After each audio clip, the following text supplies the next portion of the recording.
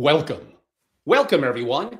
It's Angelo Robles, and welcome to At Family Office and the Angelo Robles podcast. Today, Warsh, Iran, gold, AI, Bitcoin, first company to 100 trillion, and everything, the death of everything that you thought was safe. The conversation, honestly, that Wall Street should be having, but they're not.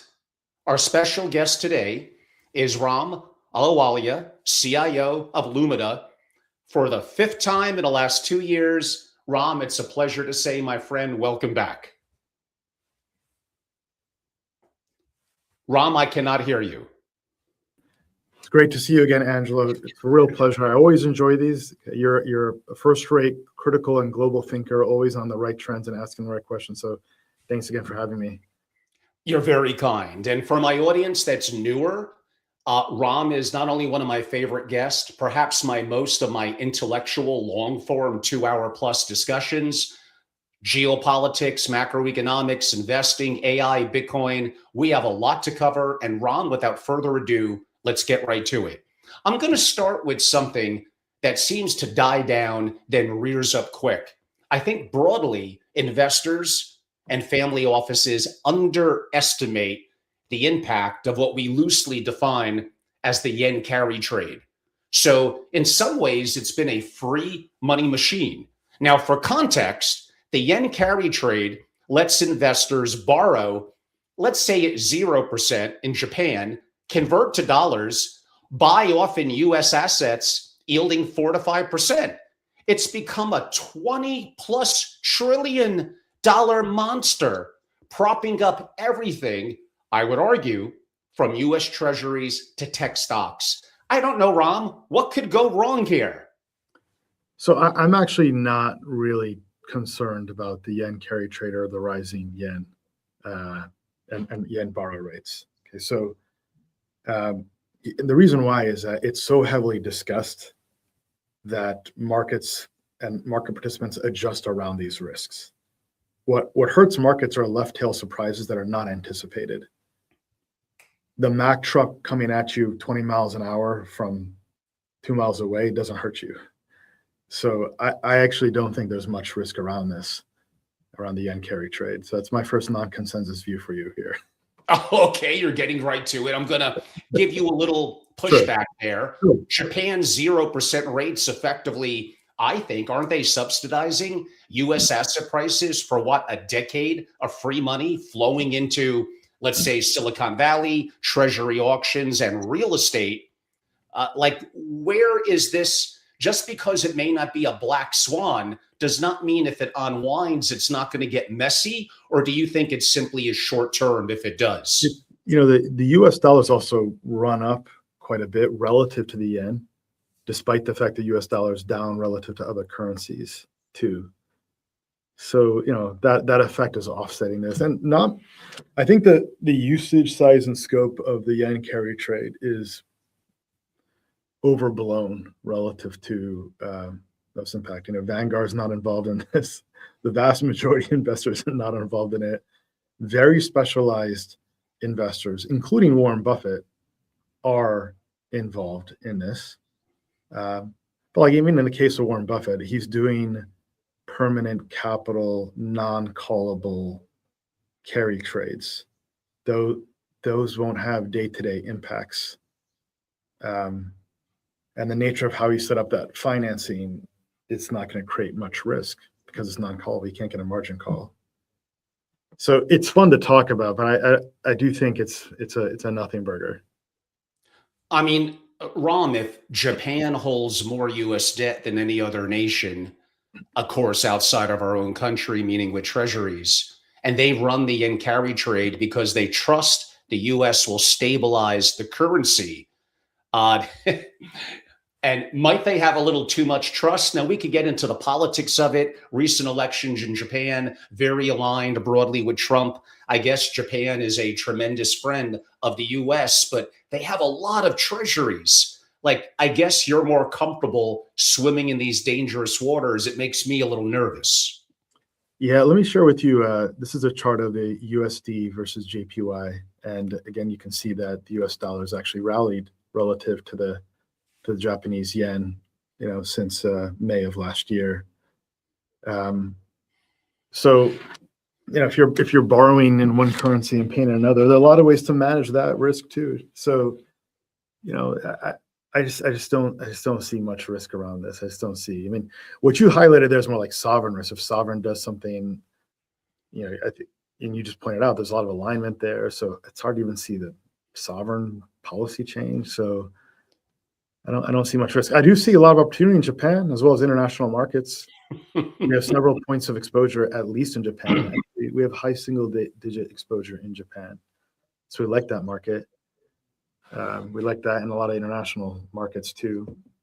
But I think this is much ado about nothing. Remember Kyle Bass in Texas? Of course. He's been talking about the unwind of this for like, what, 10, 12, 15 years, waiting for something to go bump in the night and paying premiums to get some convex exposure if something blows up. And then here we are 10, 12, 15 years later. Well, a broken clock is right twice a day, I guess they say. Yeah, in August of last year, we had this mini yen carry trade unwind, but markets learn from that too. So risk committees get together, PM sit down with the risk committees, and they say, okay, here's our framework, and they monitor every day. And it's such a slow moving phenomena that it doesn't create risk. It doesn't create real risk here. Ram, we're going to come back to US debt, the deficit, the dollar versus the world. But there's a subject that I haven't covered that I think you have really deep thoughts on, that I think my audience, investors, and family offices would benefit from. I'm loosely going to define our next section, probably 3 or 4 questions, around what I call the sword. And the sword is Iran. So precision weaponry.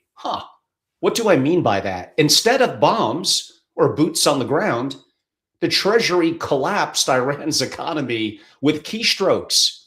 Isn't this the evolution of statecraft, achieving strategic objection without yet true kinetic warfare or American casualties?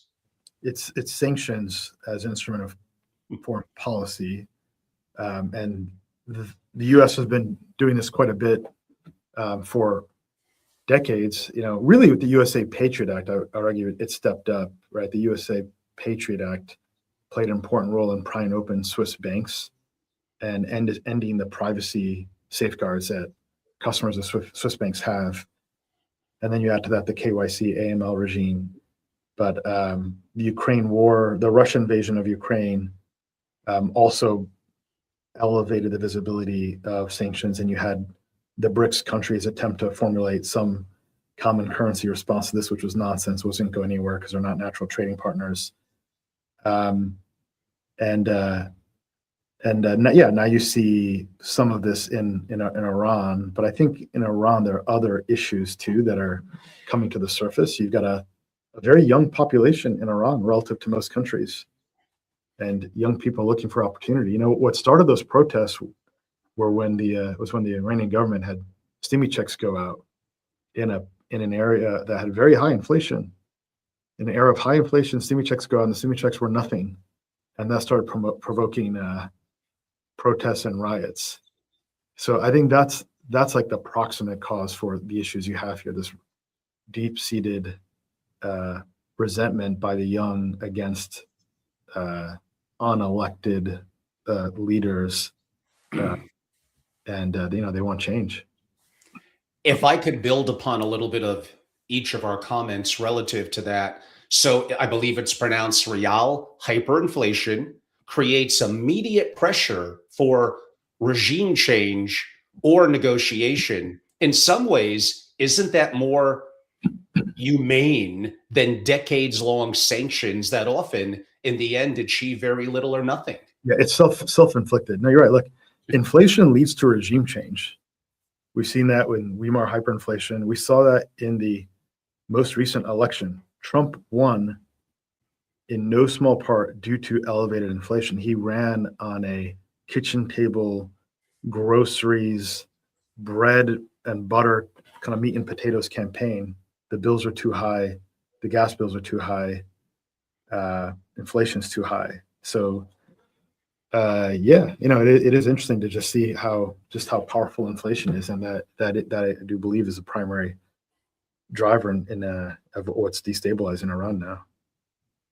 A little bit back to my first question relative to that. By controlling dollar clearing, the US has structural leverage that probably is impossible to replicate.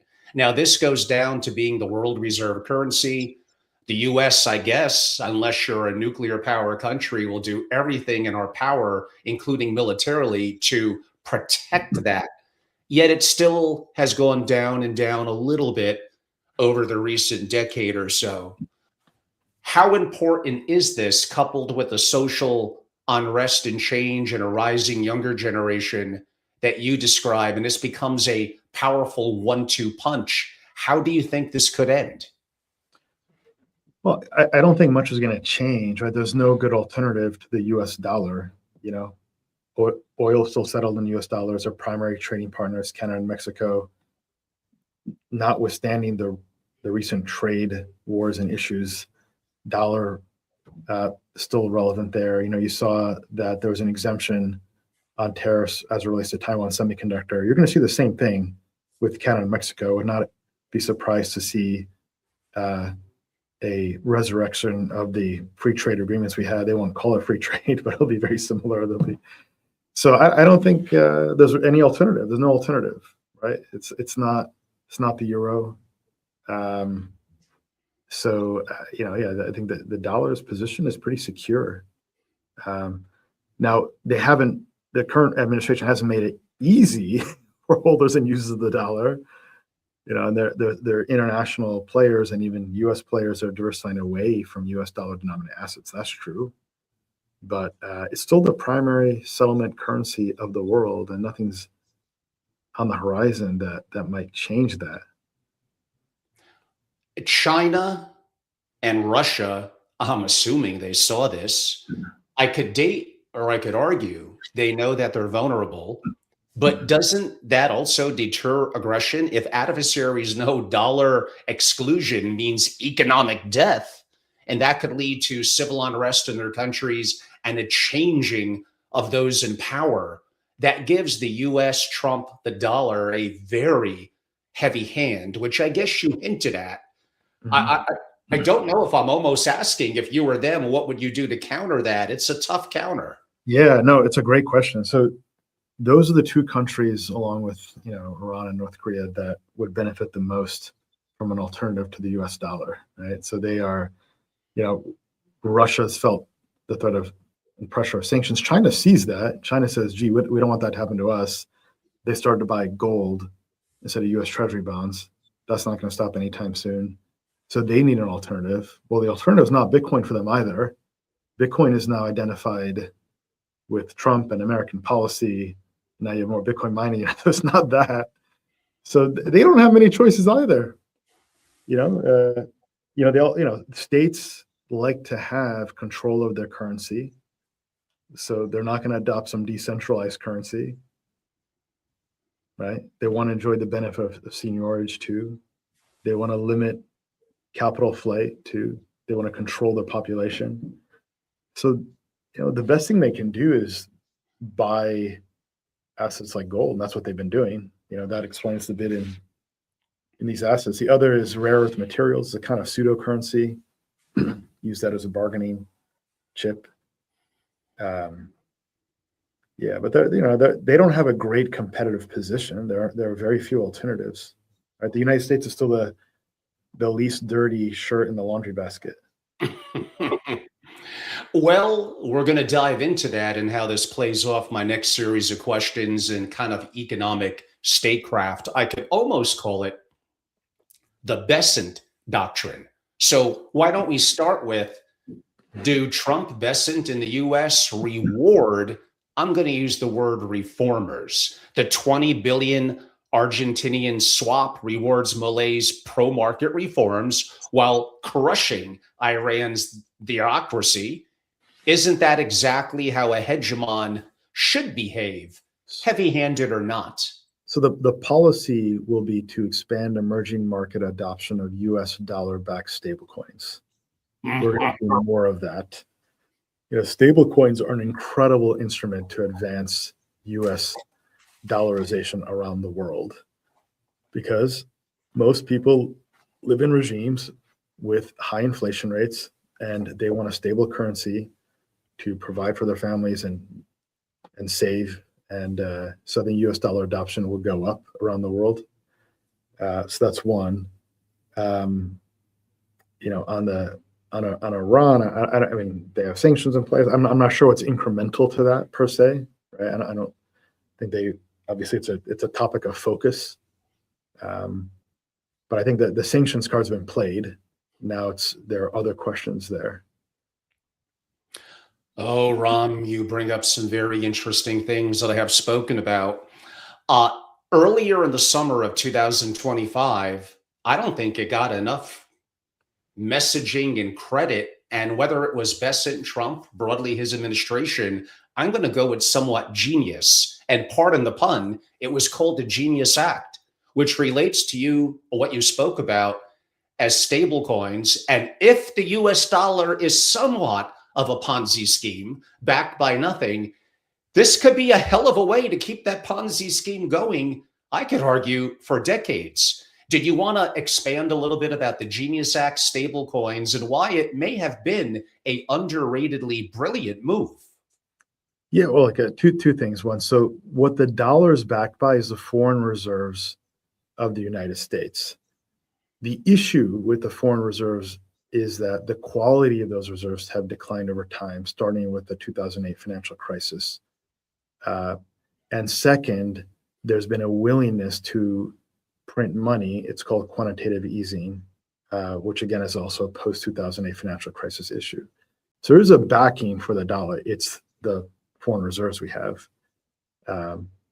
Now on the Genius Act, it really is it's a great bill. It's an incredible accomplishment, and it will help Americans. It will help individuals in emerging markets that live in an unpredictable inflation regime, and inflation is a tax on the poorest amongst us.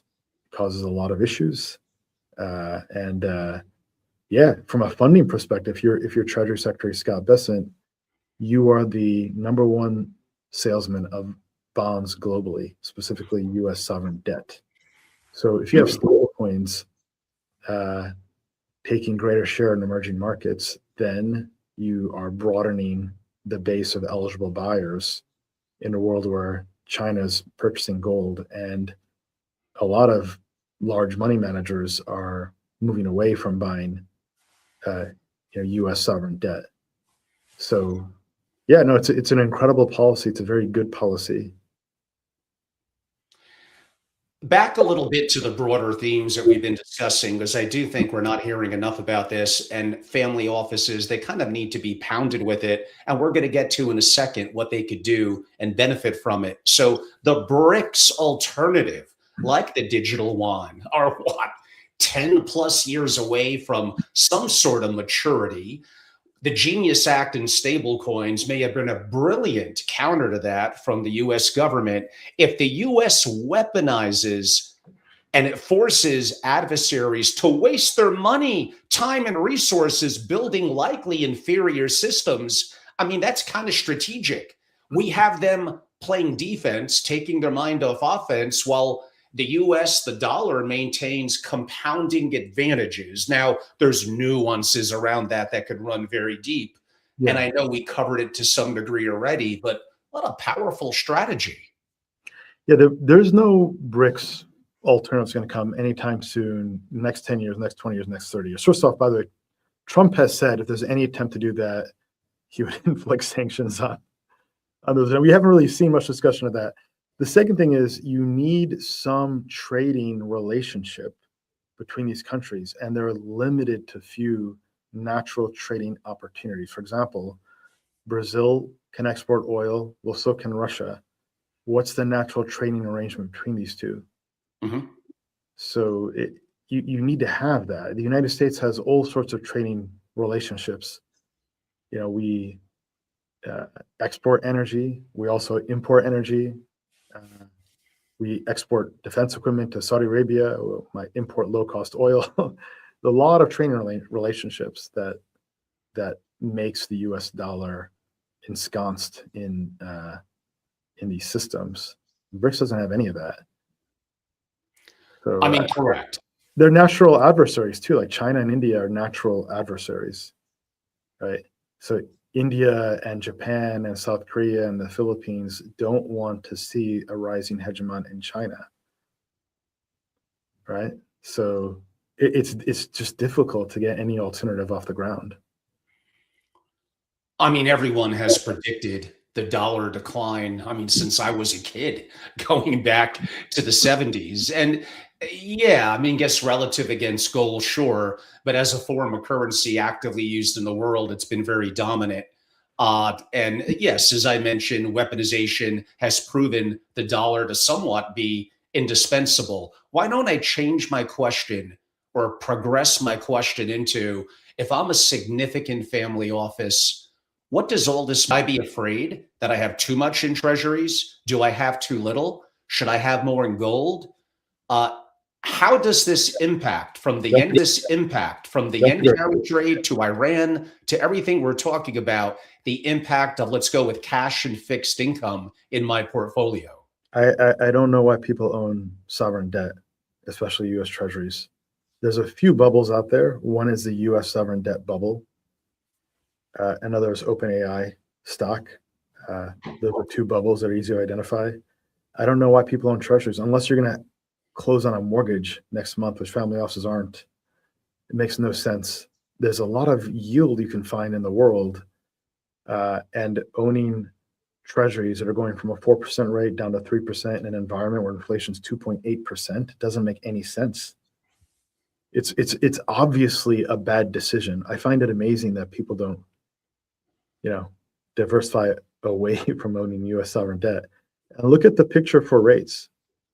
There's a lot of pressure for rates to go up, not down. One is you have onshoring and reshoring. That's just inflationary. You're moving manufacturing from a low-cost environment to a high-cost environment, whether it's the U.S. or through an ally, let's say Mexico. Okay. Second, you've got spending that continues, wartime deficits, no end in sight. Sub-bullet on that is Pentagon spending is going up 50% to 1.5 trillion.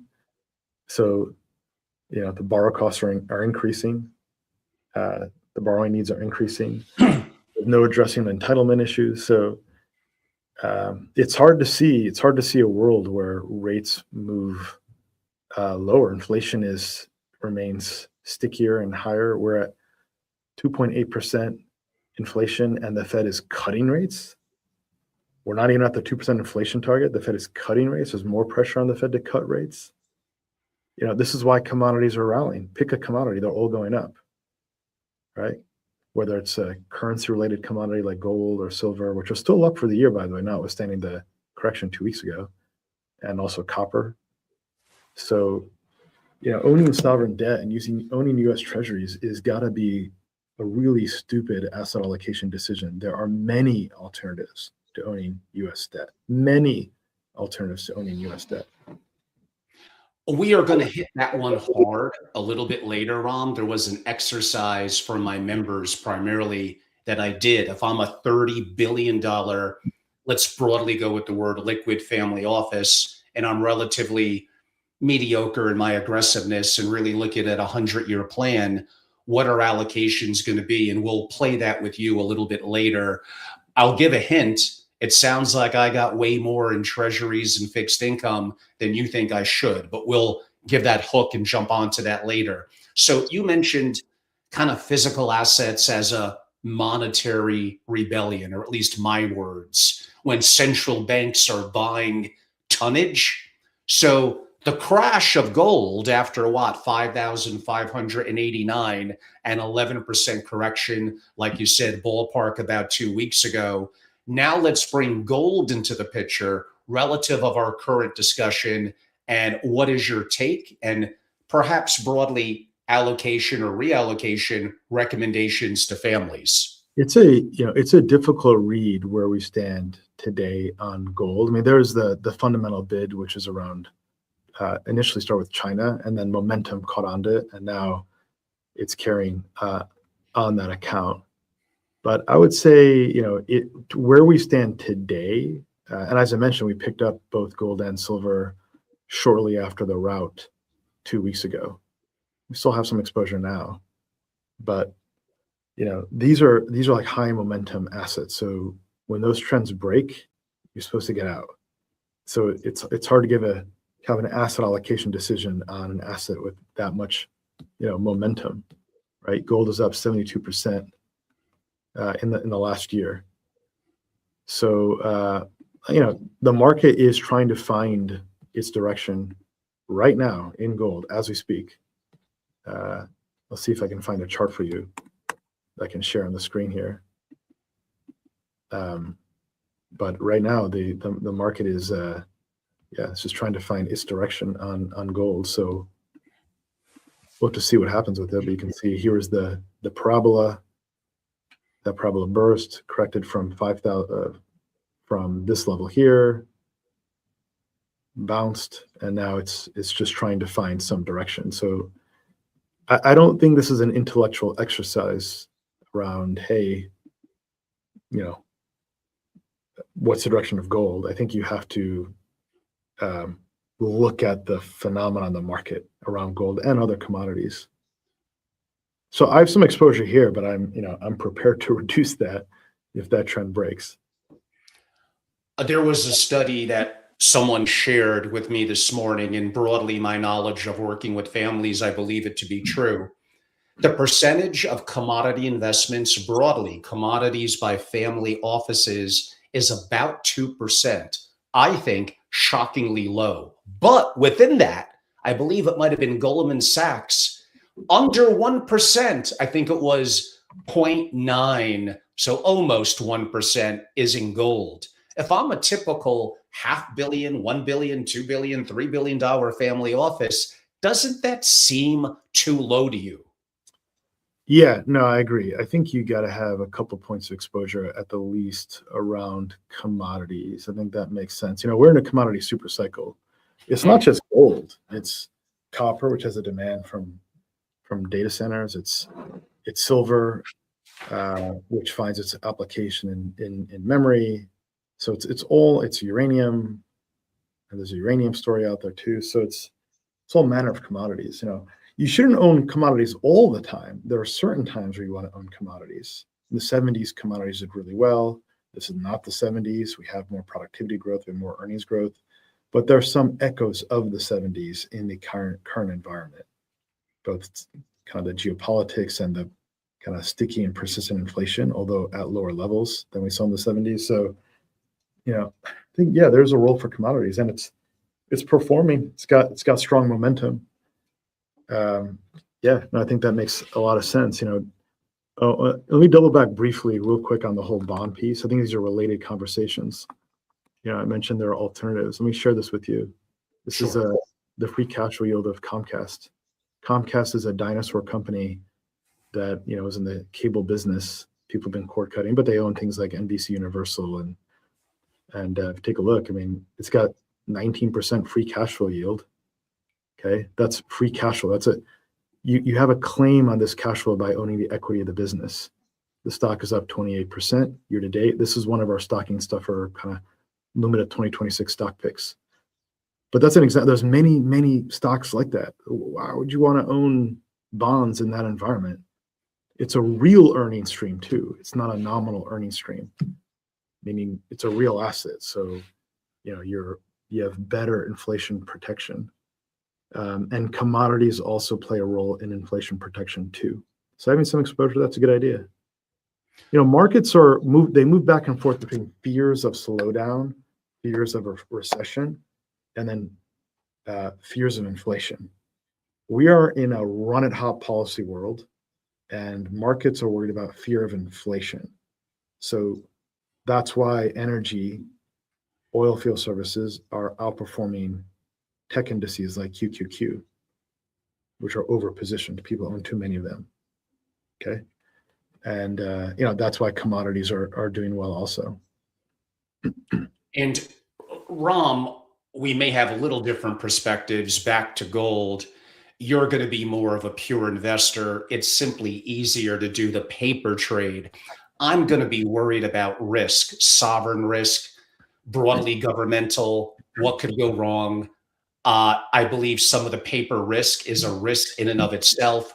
I want to have a level of physical ownership. I want to be globally diversified. I want to be in some non-banking institutions, or organizations. My way is more complex. It also involves a level of bearer assets, custody. I don't know if it's something you have a strong opinion about, but if you think a $10 billion family should have 3 or 4% in gold, that's hundreds and hundreds of millions doing that. Yeah, you raise a great point, right? So paper gold is you own it via the ETF. Physical gold is you've got it, and you solved custody around that. At that level of wealth, you should have some physical exposure and custody. And by the way, it's not just gold, but there's decentralized assets also that are portable in time and space. That we are going to get to that one a little later. But yes. So like there are different kinds of solutions for that. But yeah, I think having some of that. But I'm not in the apocalypse camp. I don't think there's any civil war coming. I think our institutions are strong enough to get through that. Things are overall pretty good. The S&P is just touching all-time highs like today. Earnings growth is strong. Inflation is sticky, but it's on the mend. Productivity growth is strong. We're going to get more abundance from AI. People are living longer than ever, including due to technologies like GLP-1s. People also have more PTSD than ever, which has kept a lot of people out of this bull market because they can't separate their politics or their reaction to media from investing. So, but yeah, look, at $10 billion in wealth, you should have gold bars somewhere in a couple of places and in a secure way with custody. But you got a lot to think through. That's a hard problem because gold bar doesn't quite help you because it's not divisible enough from a day-to-day transaction level. If you ever enter that left tail scenario, you don't want a gold bar. You actually want like shavings of a gold bar. you want gold coins, right? Yes, that would be a hell of a lot of gold coins. You'll have a couple of treasure chests there. Is there a scenario, and maybe it's a really bad one, or maybe it's simply the gold markets have been manipulated by governments and powers that be for years, where gold could actually go to $15,000 an ounce? No, it's not going to happen. That real quick on gold. So supposing we had gold bars, and you had this some issues. Blackouts, zombies show up, whatever your disaster scenario is. I couldn't hand someone a gold bar to go buy, say, groceries and milk, right? The first thing I would do is I'd issue them an IOU. I say, here's a gold bar. You can look at it. I've got it in custody with a third party. Presumably, that third party is a bank or some type of custody and security solution. That IOU is actually a form of money. That's what would happen. We start creating money again. We'd start issuing paper certificates, and they would say, well, I don't trust raw money because he's conflicted. Then a third party would step in to play that role of third party fiat, right, backed by gold. Anyway, that's how that world would probably evolve. And that's, again, why you have concepts like decentralized money that's secured by and custodied by encryption. Really novel concept. And Ram, I'm just going to riff a little bit. And I've known you, so we could do this, and hopefully it makes it engaging. You mentioned about 2 or 3 minutes ago, you know what? U.S. is doing some things good. GDP for the last 2 quarters has been great. Inflation's low. Maybe there was some value to renegotiating trade deals and tariffs. But I remember I interviewed you in, might have been late March, and you were a little negative relative to Trump and some of the more global perspectives. Renegotiating trade deals, tariffs were around the corner with Liberation Day. You appeared, and unlike me, I don't think you get caught up in emotions or the political aspects too much. You probably just simply look at the raw numbers. So that was about 9 or so months ago. You appear to have a little different perspective now. Why? So one is Trump pivoted, which is important. He pivoted, right? So the policy prescription he had with Liberation Day, if implemented, would have been absolutely terrible. And that's why markets puked. And then he pivoted and then he tacoed. And you're seeing it again as recently as this morning when imports connected to Taiwan Semiconductor don't have any tariffs. So that's one. When the policy changes, you should change your mind, right? The second thing, though, is that there has been a significant effect from all of this, which is that the United States public equities market is one of the worst performing in the world.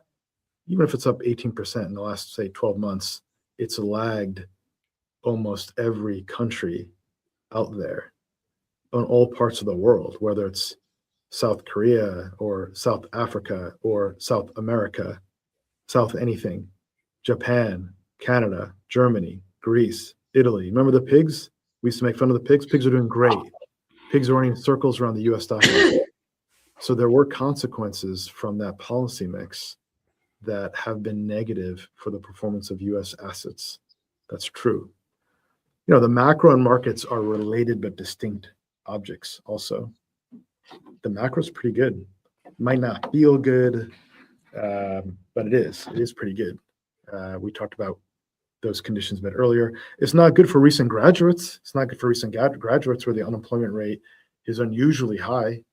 Combine that with the rise of AI and graduates leaving school with degrees that don't match necessarily the productive job skills and student debt.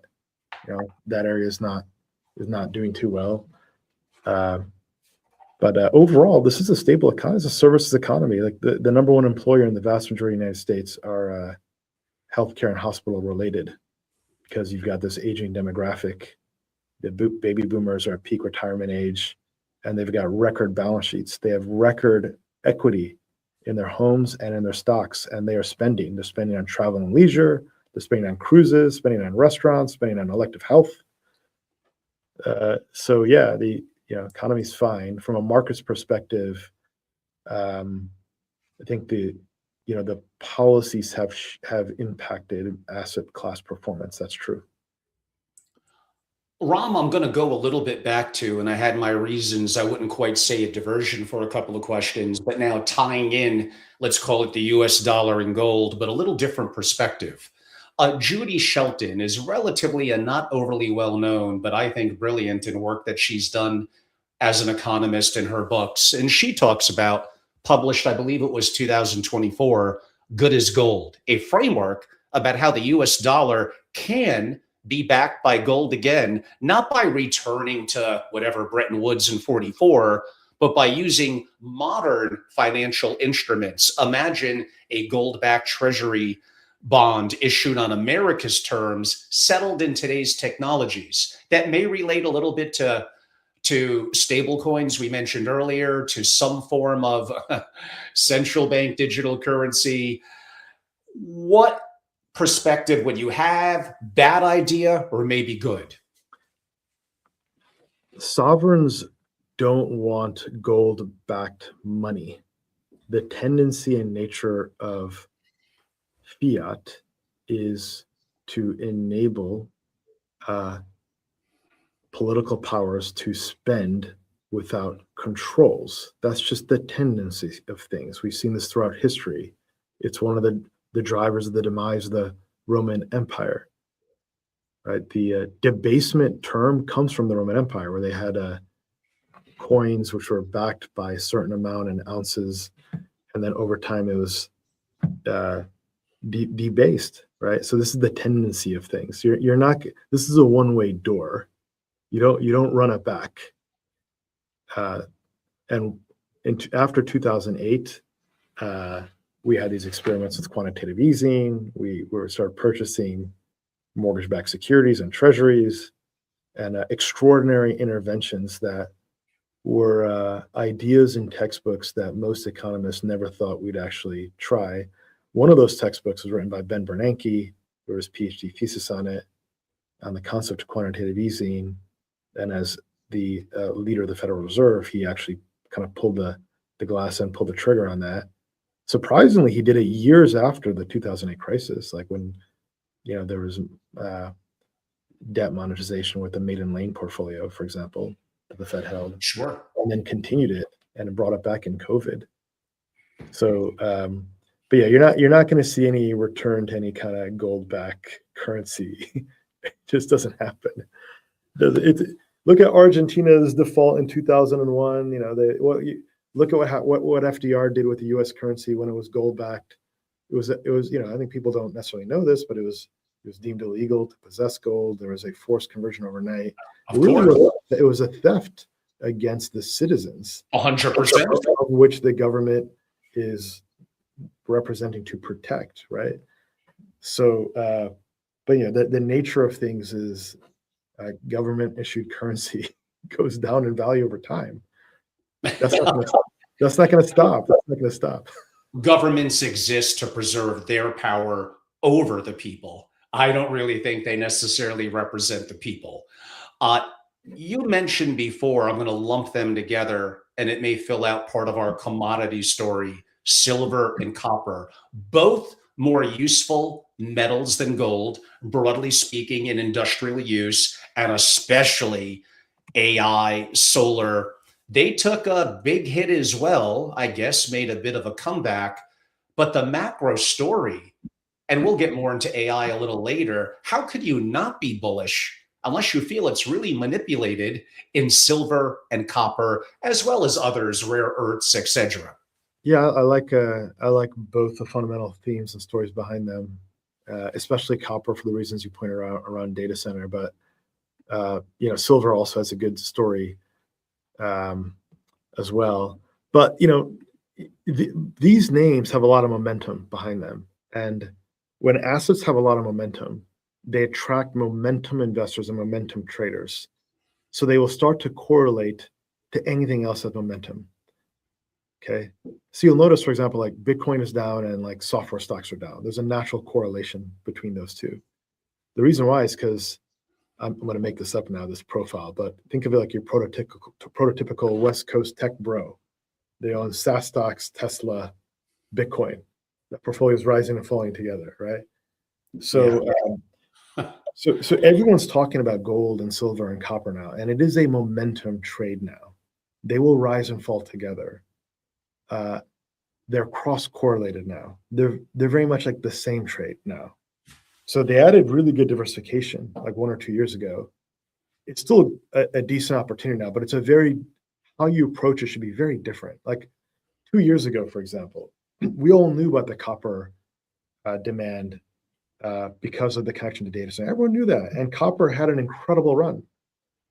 And then it collapsed and it dropped 30%. By the way, that happened just 6 months ago too, right? So timing matters. That you really have to get good timing.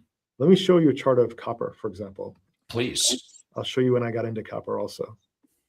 And it's not enough to have a good story. Timing matters. This is copper.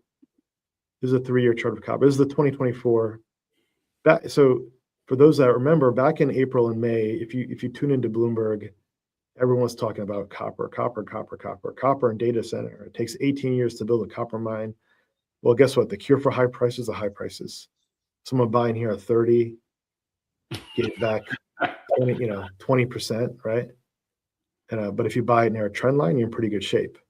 So then what happened 6 months ago is this drop here. So we bought it right there, that green dash line. We said, yeah, let's get some here. But anyway, this was a collapse in copper. We got back to the trend line. And all these are very similar to each other. Gold, silver, copper, they're trading similar. And it's not a layup where we are here. It's not a layup. This is a trader's game now.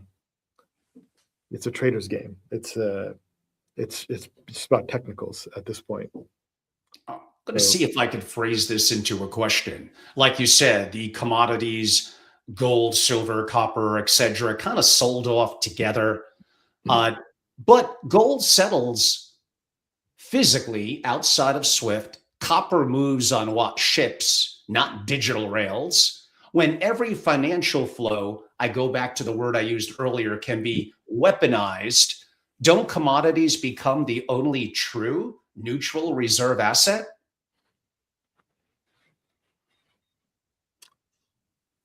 I'm processing the question. So, commodities are mined, they are abundant. The limitation to access to commodities is mostly regulation, permitting, and not in my backyard considerations, right? Like the United States has access to uranium, but it's difficult to get the permitting and the regulation to get that unlock. So I don't think of it as a reserve asset as, hey, is this a standard that is accepted globally across cultures as a unit of exchange? Gold has achieved that standard across millennia, and it occupies a very special place because of that. But copper and other commodities have not achieved a moneyness quality to them. And you hinted at earlier, now I'm going to mention that name, and we're going to do a little bit of a dive into it as it transitions into our well-rounded conversation for investors and family offices very well, and that's going to be Bitcoin. So the crash from about 126 to currently what in the late 60s was, that's the biggest raw dollar in terms of drop off ever in Bitcoin's history. Being invested in Bitcoin for a long time, understanding halving cycles, understanding the frustration of losing 80 or 90%, all things that I've went through. And we're told it's an inflation hedge. We're told that's not going to happen this time. Yet it's still, maybe Schiff is right on some things, it still appears to be very volatile. What is going on and what was behind, from your perspective, that big, let's go with the word drawdown? Yeah. So a digital currency like Bitcoin is meant to be traded, not hodled. I said this at the Satoshi Roundtable, a very exclusive, high-quality conference in Dubai, where I was at 2 weeks ago. My first meeting there was a lunch, and I made this in comment, and it provoked a very visceral and negative reaction. But I believe that's the case, right? It's meant to be traded, not hodled, and you see that now. We thought that it made sense to own Bitcoin in 2023. I wrote about that on Twitter. When we were buying JP Morgan stock, we said, go buy Bitcoin. And then we said Bitcoin is in a bear market, along with other digital assets. Sometime after this IPO debacle, where you had all sorts of garbage being lifted into public markets. And then the break below 100K makes that just an obvious bear market, okay? So the first lens is, how do we think about this asset? It's a momentum asset, number one. It is a commodity asset, okay? So those kinds of assets, you want to follow trends. That's what you want to do. It's a trend following asset. That's how I think about it, okay? The third piece is, well, there are all sorts of narratives and reasons around this or that, how it's supposed to behave. Those are just stories and ideas we tell ourselves. Like, how does it actually behave?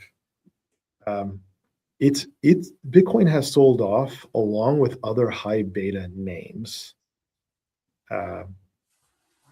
like Palantir, like Robinhood, like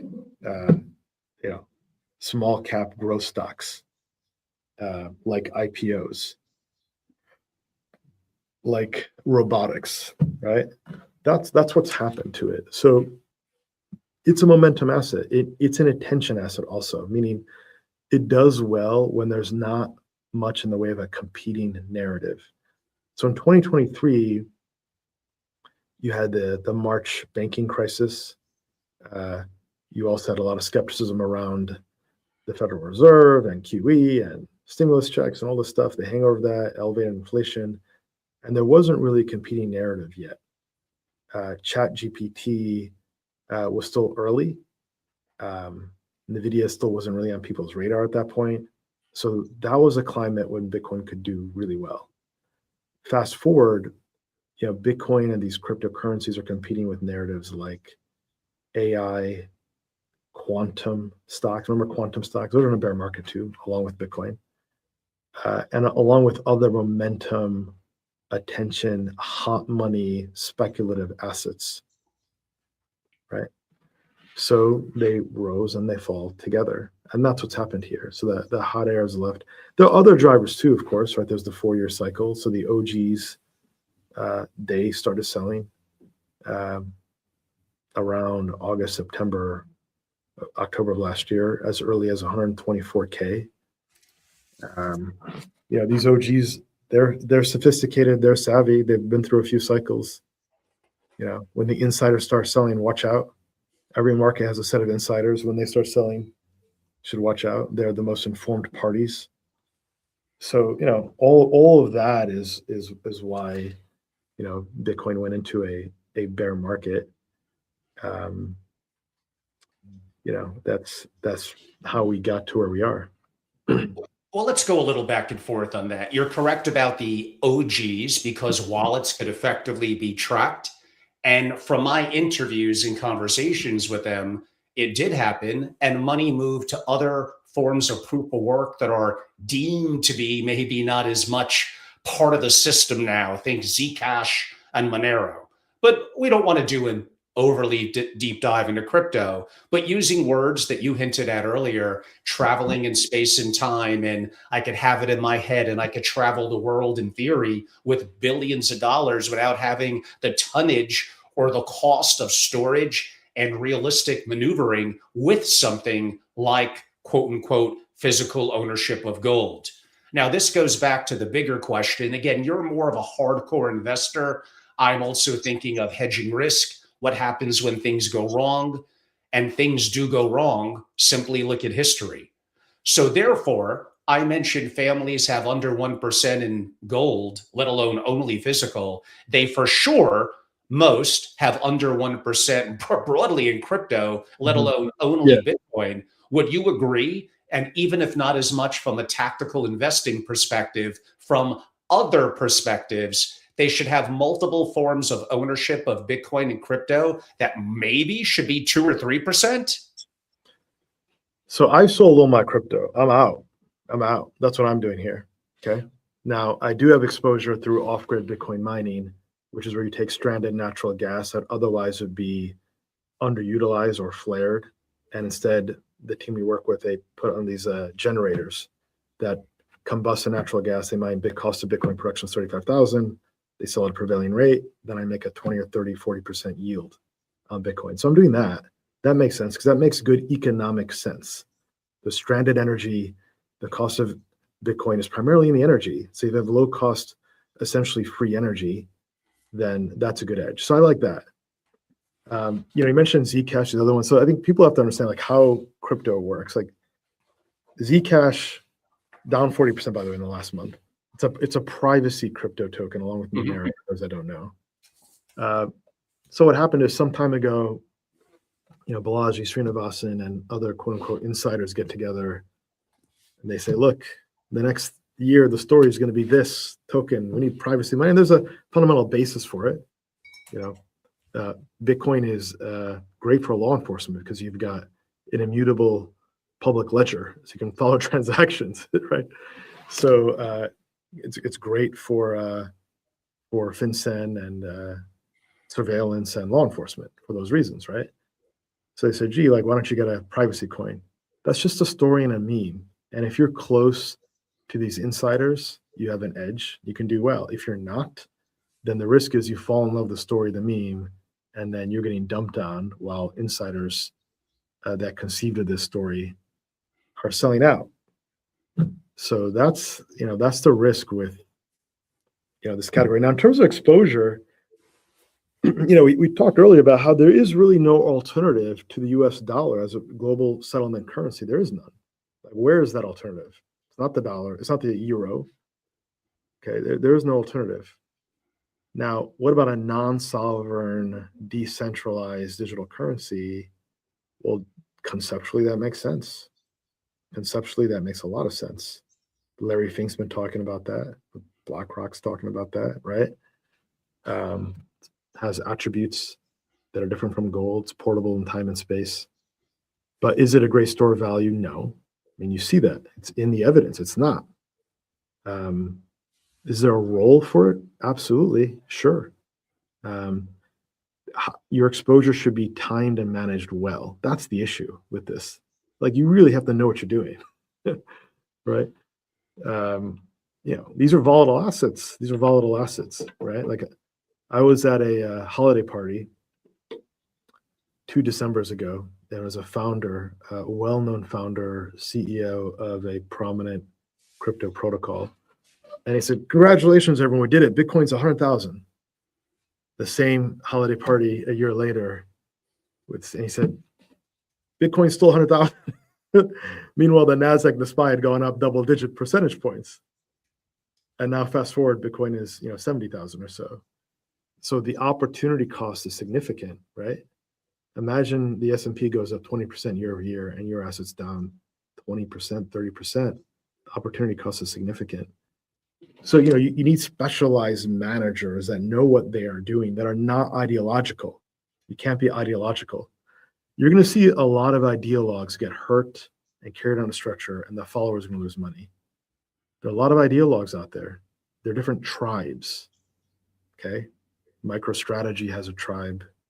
Tom Lee has a tribe. Kathy Wood has a tribe. Ray Dalio has a tribe. And a lot of these tribes are monolithic.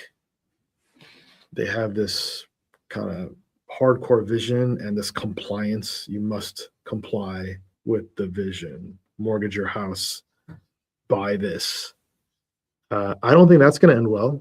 In fact, I think a lot of those bubbles have been bursting over the last 6 months. Right? Look at ARK. Look at Bitminer. Look at MicroStrategy. The ideologues help create the bubble. They charismatic, visionary leader who's very smart, has a great PowerPoint slides, amazing storyteller, kind of messianic qualities. People like that. It's a human nature. It's human instinct. Get into the tribe. You feel the community. You feel the warmth. All right, he or she's smart. I want to be part of that tribe, right? Just like we like sports teams or the tendency to be nationalistic. And people stop thinking critically and they own way too much. They buy it way too late and they get stuck holding the bag. And staying on the theme of broadly crypto, it hasn't quite lived up to the promises: digital gold, Bitcoin, digital oil, Ethereum, and Solana. However, going to something that could be the rails for the US government and others, and that would be Ripple, or more specifically, the private company Ripple Labs. How do you broadly think about that? And if you want to weave in a thesis on Ethereum and Solana as well. I haven't looked at Ripple in a while. My bias would be to short it. That'd be my instinct. I'm not saying you should go do that. Again, I haven't looked at it. I haven't done the underwrite. This is not financial advice, entertainment only. But the top in Ripple was when Fortress and Citadel got together and invested in an absurdly priced round in Ripple. Another top signal was when you had a bunch of VCs invest in Erebor, which is like a crypto bank, at a $2 billion valuation. They don't make any money. These are called top signals. I could go on and on, a lot of top signals. And now you're seeing reality come back. Look at Brex was acquired by Capital One in a take under at a $5 billion valuation. This was like a fintech darling that raised at a 10 or 12 billion in 2021. So they're down 50%, not including inflation, which is another 20%. So there's a bubble in venture capital. Crypto is a type of venture capital. It is liquid venture capital. Okay, because you have tokens that can trade, etc. Yeah, that bubble has burst. The bubble is collapsing. People should focus on the exact opposite of crypto now. They should focus on Comcast. Comcast is up double digit. Free cash flow 20%. It's a Comcast. This is a company. It's an old guard dinosaur company. I'll be the first to call it a dinosaur company. It's outrunning Bitcoin. Right? That's not supposed to happen. Right? Greece is outrunning crypto assets. My main point here is timing matters. Timing matters. I don't want people to lose the message. I have a number of clients, many clients that created the wealth in crypto. And we did a great job acting as a Sherpa to rotate them into other themes and de-risk them at the right time. Things are expensive. Things are expensive and they're cooling off, especially these high beta thematic stories. This indirectly relates to my questions on Bitcoin and some cryptos and goes back a little bit to our earlier discussion on treasuries and the US dollar. The US for sure weaponizes the dollar.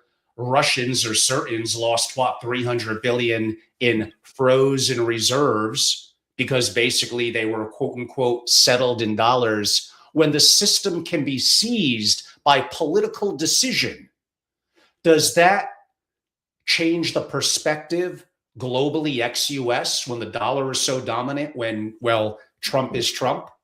And when we're talking about things that are outside of the system, whether it's physical ownership of gold or Bitcoin, doesn't that give a little bit of hedging and diversity of risk that I'm not only tied into the US dollar, something that spigot can be controlled by powers that be, the entity, by executive orders? And again, maybe I think of the worst of what could go wrong too much. I'm just saying a percentage of the assets in the Swiss franc, in a Norwegian krona, in a Singapore dollar, in gold, in silver, in Bitcoin, and certain other crypto. Am I that wrong? You know, you give a lot of credit to these leaders of these nation states and political actors, and they don't understand this stuff. Remember, there's this comment in Davos. I think someone was talking to Brian Armstrong. And he said, "Look, I don't believe in privately issued Bitcoin." And what is he talking about? It's not even issued privately. It's not a security. It's decentralized. It's code. It's on chain. It follows a programmatic process. They don't understand what you're saying, which is, gee, shouldn't you consider alternatives that are non-sovereign? That's what you're sharing. Yeah, they should. They don't understand this stuff. It's so I don't think that's going to happen. I don't think it's going to happen. There are definitely alternatives. I'm not necessarily of the view that I'd be owning, currencies. I think there's a lot of great investing opportunities out there, especially in international markets.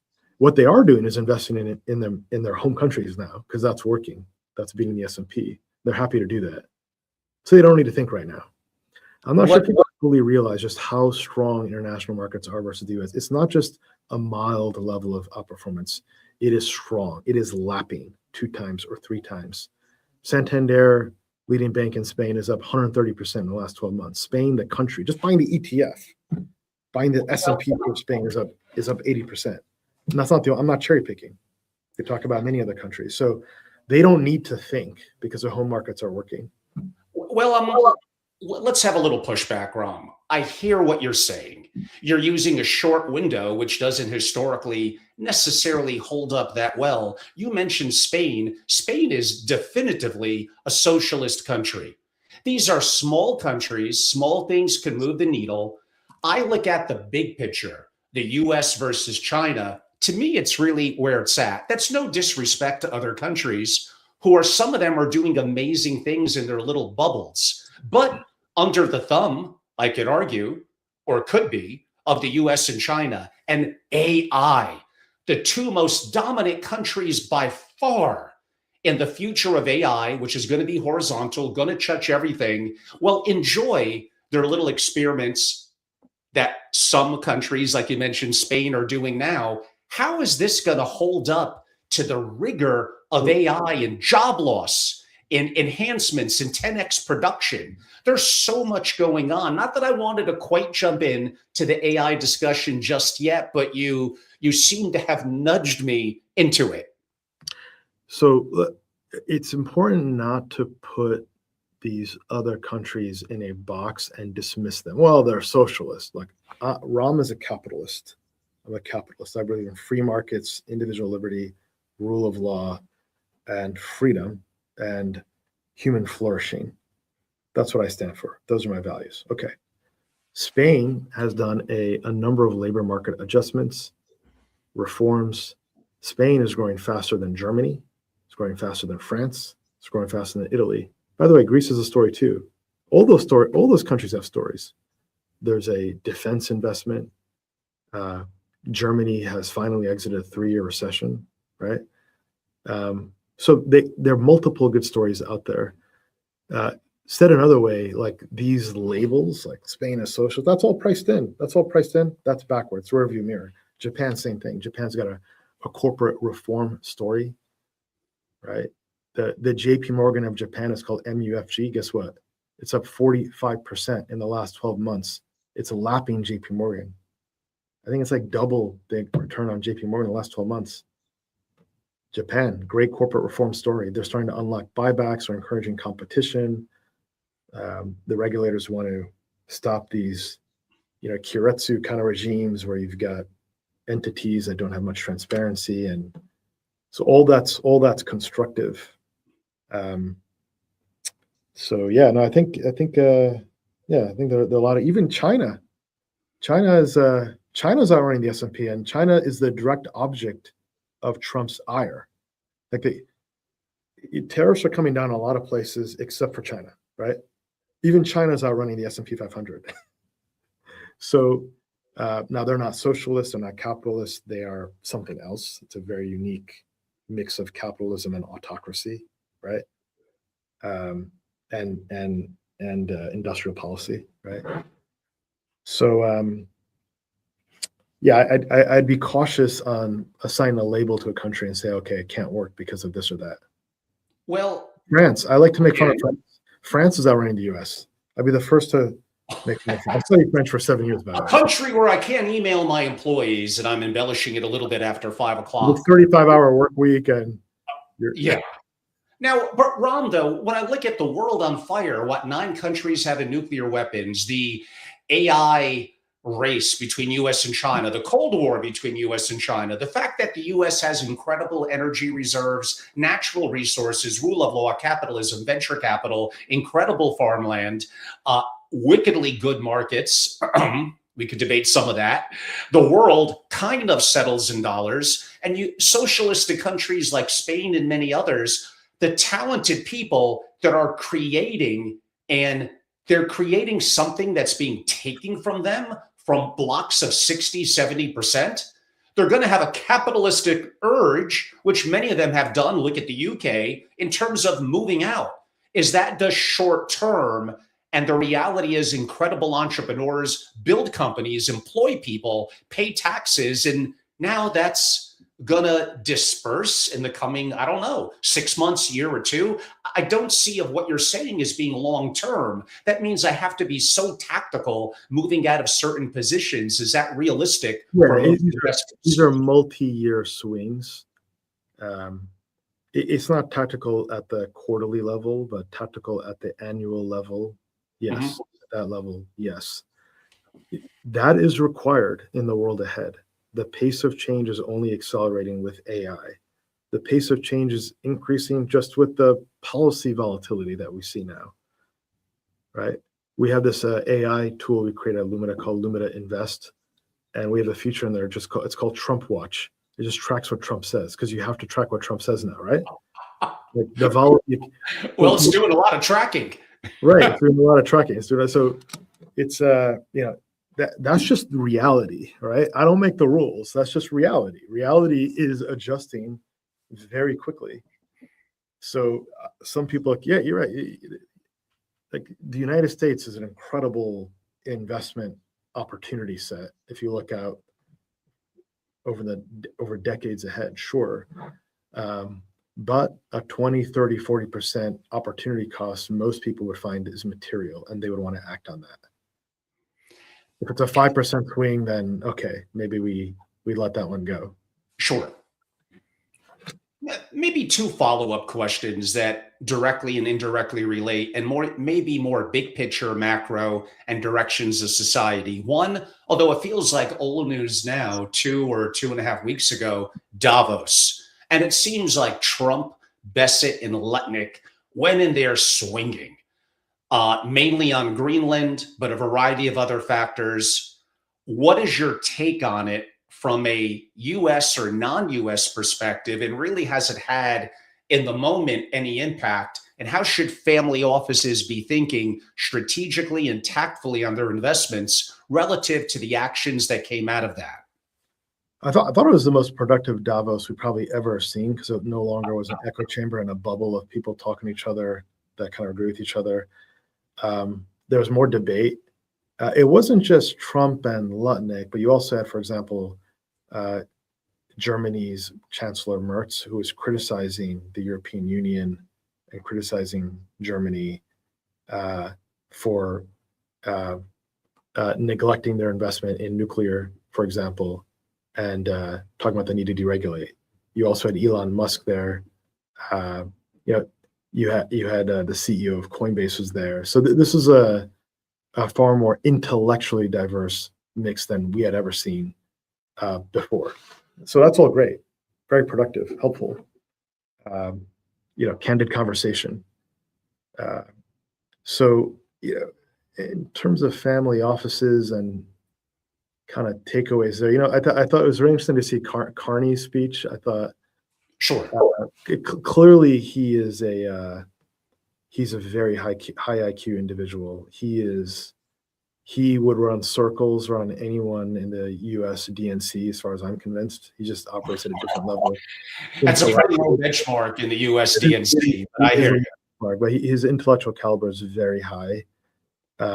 Just because his intellectual character is high doesn't mean that the actions he takes and his leadership is good. I agree. So he stole the show on the Monday of Davos, and he came out and he said, "Look, this is not a transition; it is a rupture." It was a very eloquent and beautiful speech. By the way, I'm not agreeing with him. I'm just giving points. In Olympics, difficulty level 10. That's a 9.8. He exceeded expectations, and he voiced a statement that other international leaders struggle to articulate. And he channeled that very crisply. So that was impressive. However, I think he overreached. Like he trying to cut a trade deal with China to import EVs when your primary trading partner is the United States. Canada and the United States will always have significant bilateral trade for decades to come, for geographic reasons and for other reasons. We've established manufacturing and supply chains going back and forth. That's not going to change. And then, Trump just the next day said, "Hey, look, if you do that, then I'm going to bring back tariffs, cut it out." And Carney, according to Besant, stopped it. Then he said, no, he didn't. And I talked to a few friends in Canada, actually. I have family in Canada too, clients in Canada. One or two really like Carney, but just as many dislike Carney quite a bit. The automotive groups, they didn't like that policy at all of enabling China to sell EVs, in Canada. And leadership is a major question, right? So Quebec had a referendum on whether they wanted to secede from Canada, and it was a 49.5% vote to secede. Alberta, if you do a poll of that population, they want to form their own independent state. So, Canada has its own set of issues. Canada is more fragile than would look like,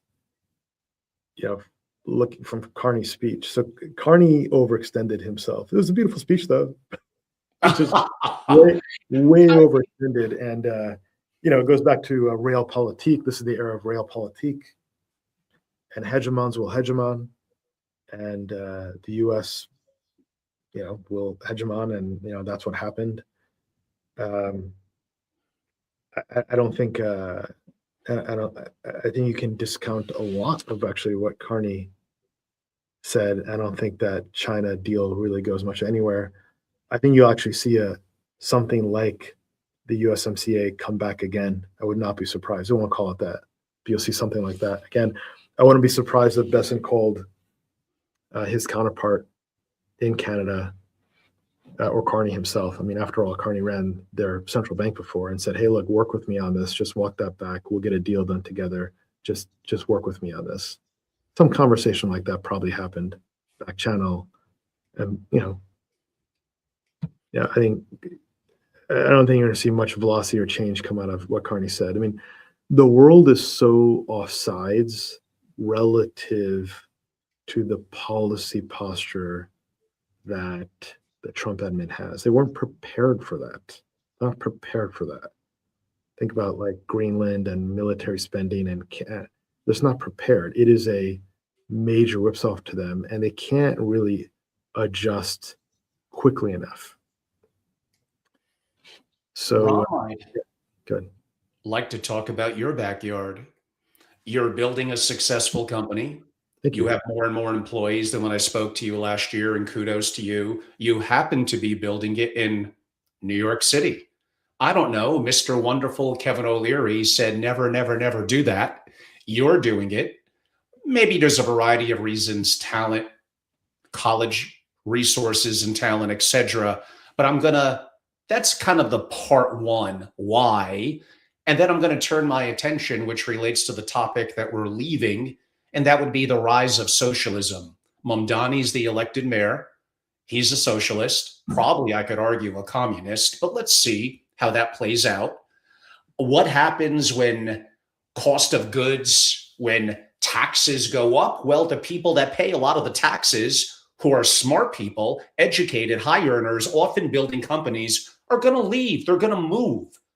What is going to happen to New York City, and why are you building there? So New York City will mostly be fine because there are a lot of controls and constraints that Albany imposes upon New York City. So the degrees of freedom that they have are limited. By the way, the reason why those constraints exist is because, you had mayors in New York back in the 70s that went nuts with spending. And that's why you have this framework now. So there are a lot of limitations. It's unfortunate. We had an opportunity to create 50,000 jobs with Amazon in AOC's borough. That's not happening, but it looks like we'll get 50,000 bathroom stalls on every other corner here. I'd rather do the Amazon jobs. But, I think there'll be a lot more limitations than people think. Is it the rise of socialism, or is it really the rise of populism? I think it's more of the latter. Trump is running left policies. Credit card companies, you can't charge more than 10% interest rate, which makes no sense. I agree with you. You cannot. The credit machine is working and it's helping people. We can talk about that if you want. But that's one. Number two, more stimulus checks. Three, ordering Fannie Mae and Freddie Mac to buy mortgage-backed securities. Four, there's talk about maybe enabling homeowners to qualify for mortgage with 1% down. That didn't really work well. Prior to the subprime crisis, when Congress, Fannie and Freddie got behind this. I'm not dismissing the value of focusing on housing as an issue, by the way. I'm just trying to make the point here that Trump has a number of left policies, protectionism, put that near the top. The desire to cut rates no matter what. You have a running hot economy. GDP just collected a 5% nominal GDP growth. It's a strong economy.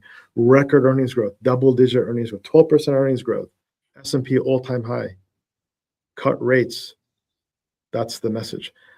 Elizabeth Warren always wants to cut rates. Every time the FOMC leadership gets in front of Congress, the question is, why aren't we cutting rates more? Never a rate cut Elizabeth Warren didn't like. Trump's saying the same thing. So I think it's really about the rise of populism. It's unfortunate. Ron, Fortunate. Yeah. we have near a $39 trillion deficit, debt, I'm sorry, a $2 trillion deficit. We're raising our military spending. We're passing months ago the big, beautiful bill. We are just adding and adding to the debt. Now, we could listen to Ray Dalio, and that looks really bad. And the logic behind that seems to make sense to me, but I have some disagreements about some end results and conclusions. But I've had a very prominent guest on about a month ago that said, it's not good, but you're overblowing the problem, Angelo, as long as we're the world reserve currency. and look at GDP growth the last 2 quarters, look at the rise of AI, look at the impact that's going to have. We need to kind of do this. Why don't I go somewhere in the middle and allow you to comment on the surface what seems to be very bad, or are we overblowing it? The best story for the United States is the productivity growth story. Right? We haven't seen productivity growth like we have now since the late 90s, when there was another technical innovation coming online. And of course, that was the internet. That's the best story we have going for the United States. We didn't have that story in the 1970s when you had a whiff of stagflation. Mhm. Not we had stagflation. So that's the key difference between now and the 70s. You also have lower energy costs too. There's a policy focus on increasing energy production. The U.S. is the world's leading exporter of energy, and that's important too. But yeah, the bailout is going to have to be technology, AI, and productivity. That has to be the bailout. That's how you sail through this narrow channel of risks. So yeah, look, I'm on the optimistic side of things. And the important thing is you have to be an owner of real assets. If you're not an owner of stocks, if you don't own a home with a mortgage that's depreciating in value due to inflation, 100%. You're screwed. Right. That's the key thing. As long as you're if you own real assets, then those assets will reprice in nominal terms. That's what real assets are. That's the definition of a real asset. If you don't own real assets, then you're screwed. And that economic populism is directed to this population, even though a lot of those policies aren't really helpful for the population. They're inflationary. And inflation, as you know, Milton Friedman said, is one of the most aggressive taxes, especially on the poor. Of course. It's true. It's true. I mean, it changes regimes, and you look at countries that have high inflation rates in other parts of the world, and it causes a lot of damage. You know, Argentina is finally getting its act together after decades of mismanagement, and the inflation rate's coming down, and economic output's growing due to just a very different approach. But prior to that, the Argentines, and maybe even now, they're essentially like global macro traders. They have to run to Uruguay where they can convert their currency and pull it in a dollar-backed currency. There's significant transaction costs and mental time costs that the population has to do to avoid inflation. They shouldn't have to do that. You shouldn't have to be a global macro trader reading FX rates to look out for your family and live a good life. That is a significant cost of inflation. And Ram, the audience a little bit of color. We have ballpark. Ram may give us a little longer, but about 30, 35 minutes left. We're going to cover Warsh, and we are going to name some stock names, talk about assets, allocations. So we got some really good content ahead. There were some good questions that came in. Russell, and I think earlier on in our dialogue, Ram already answered. Geopolitical risk accelerates. Do you see gold breaking structurally higher? Here's one question, Ram. Maybe we could give it a little bit of love. If inflation were entirely course corrected, what would a 1-to-1 ratio be for the petrodollar? If inflation were entirely, if inflation rates came down. So let's go. Yes. Yeah, look, oil right now is it's looking at $64, right? It's in the low 60s. So a lot of things have gone up in price except for oil, right? So that's why gas prices have come down, and that's because of deliberate policy, right? So I think oil price would be lower if you had lower inflation, right? But overall, I mean, that is deliberate policy, and it's helped the U.S. consumer. It's helped industries that rely on oil and energy, like airlines, for example, or automotive companies. The stock price of those industry groups are doing well too. And it looks like there might have been some comments as we were talking a couple of minutes ago, like sounds like a hyperinflationary condition. Now, we could talk about money printing and the impact on inflation. Is true inflation truly known? Is it very individualized? I can't go by government numbers, but then I go to AI. AI should be deflationary. What do you think about his words of, I guess, we're money printing a hyperinflationary environment? Is this different? So the money printing, what it drives higher is asset prices. This is the big learning of the last 5 years. So where did the inflation show up from the 2010s QE and the 2020s? It was asset price inflation. That's why if you own real Yes. assets, you're going to do well. Now, we also had price inflation after COVID, but that was because not only did you have money printing through QE, but you also had $3 trillion in back-to-back fiscal stimulus packages and stimulus checks. So that created also asset price inflation. For those that remember 2021, you got that sugar rush and then a bear market afterward, but it also created inflation in goods and services. So, I would expect more of the same, right? If I would expect that it's just you should have a bias to owning assets and fixed rate debt. And Ram, I'm going to wind it up and give the floor to you on this one. It's supposed to be one of our core subjects, but I know the audience does want us to get to allocations, specific stocks, your opinion. In the 5 interviews we've done, those are always the most popular sessions. And trust me, audience, I'm ready to rock on that. So stay with us. But I do think we have to cover, otherwise I got to change my title as well, the Warsh doctrine proposed as the new Fed chair.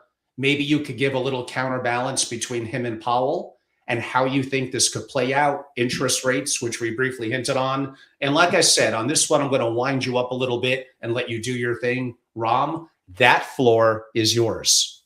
So Warsh was the runner-up to Powell, and Trump passed on Warsh. He would have been maybe the youngest FOMC leader. Warsh historically has been a hawk. So it's a surprising pick because, Trump has been saying, I want the Fed to lower rates, and Warsh is a hawk. So there's a mismatch. Like Hassett would have been the right pick for Trump because they are consistent. In my view, Rick Rieder would have been the best, the CIO of BlackRock.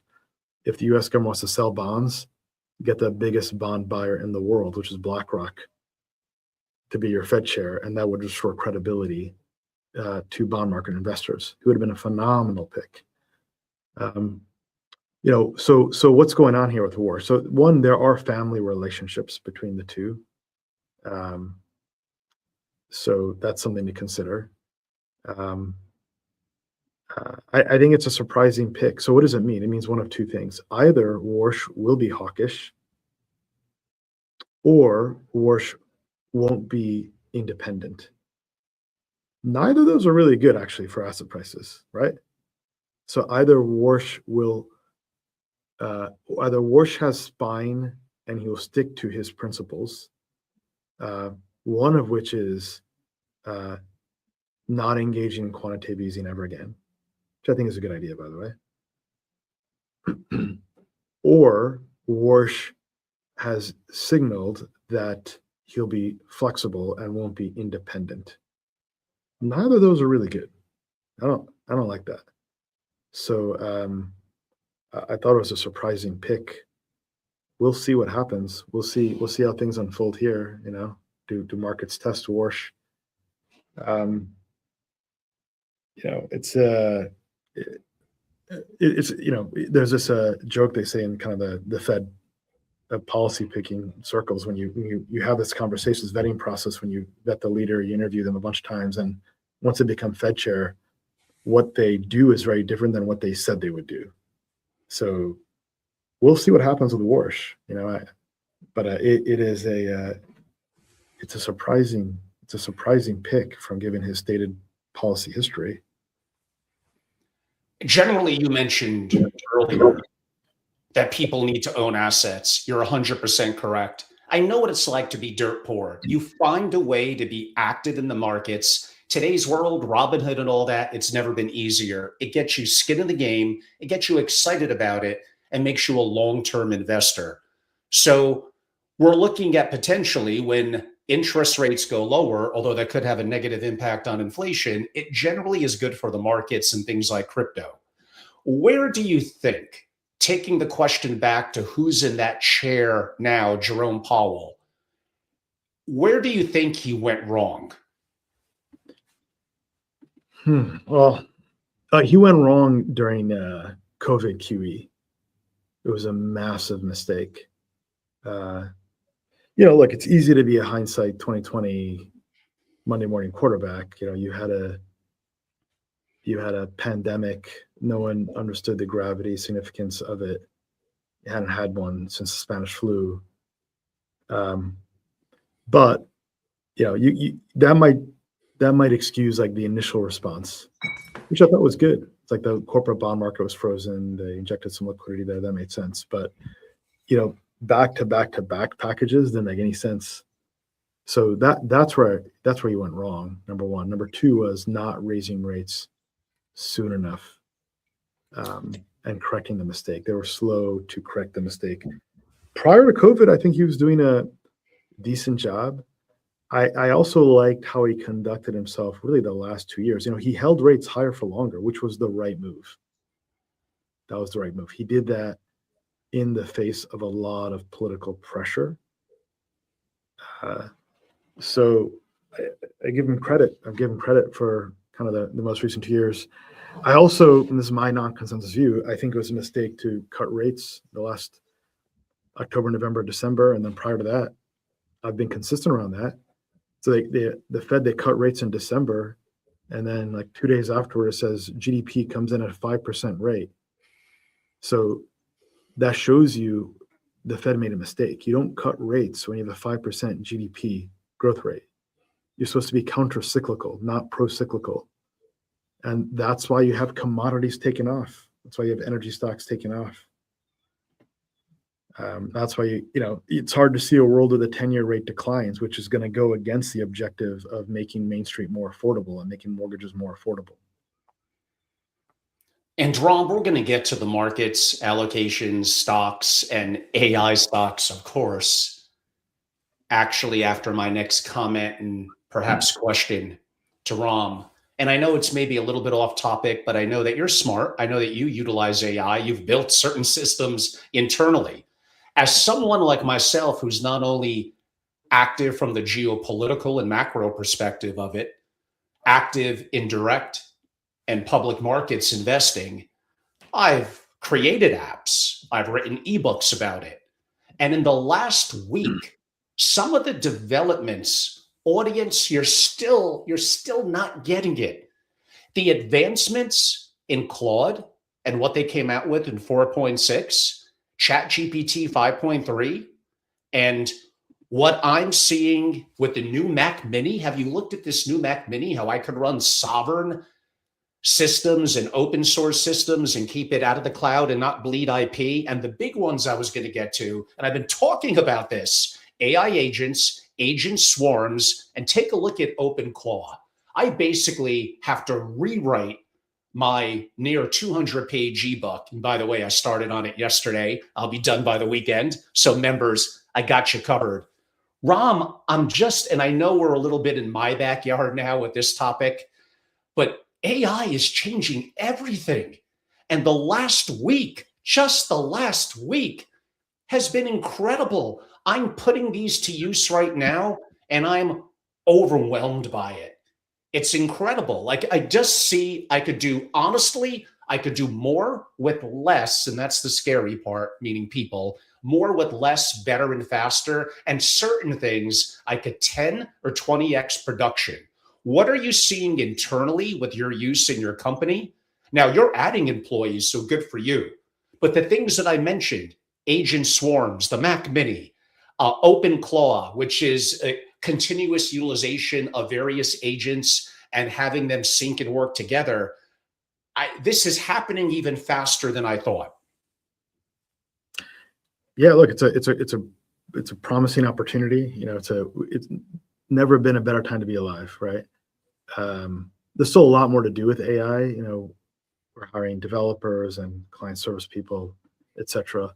We've transformed how we invest with AI. It's a tremendous productivity boost. I'll share my screen here. I'll show you some of the specific use cases. But this is on the lumidainvest.com website. But this is like screenshots of the app I mentioned. We have this in the test flight store on Apple and also on Samsung. It's not in the App Store yet, but if you have test flight, you can get it if you join the wait list here. But the AI, you can type in a stock ticker, it'll generate a bull bear report. And we taught the AI how to think. We're not asking the AI natively what it thinks. We're giving it a framework. We give it a factor model. We give it case studies. We've taught the AI how to read technical analysis. So we built this site several months ago, by the way. See how Bitcoin there was 89,000, 88,000? It was funny. I remember looking at that. I was like, yeah, put that in there. And the AI had a bearish view. We had a bearish view, so we put it in there. That view was right. So the AI is pretty good at trend following. You see it has sell now on Bitcoin. It's a dated page, but the call was right. Anyway, so it breaks down equity markets, digital asset markets.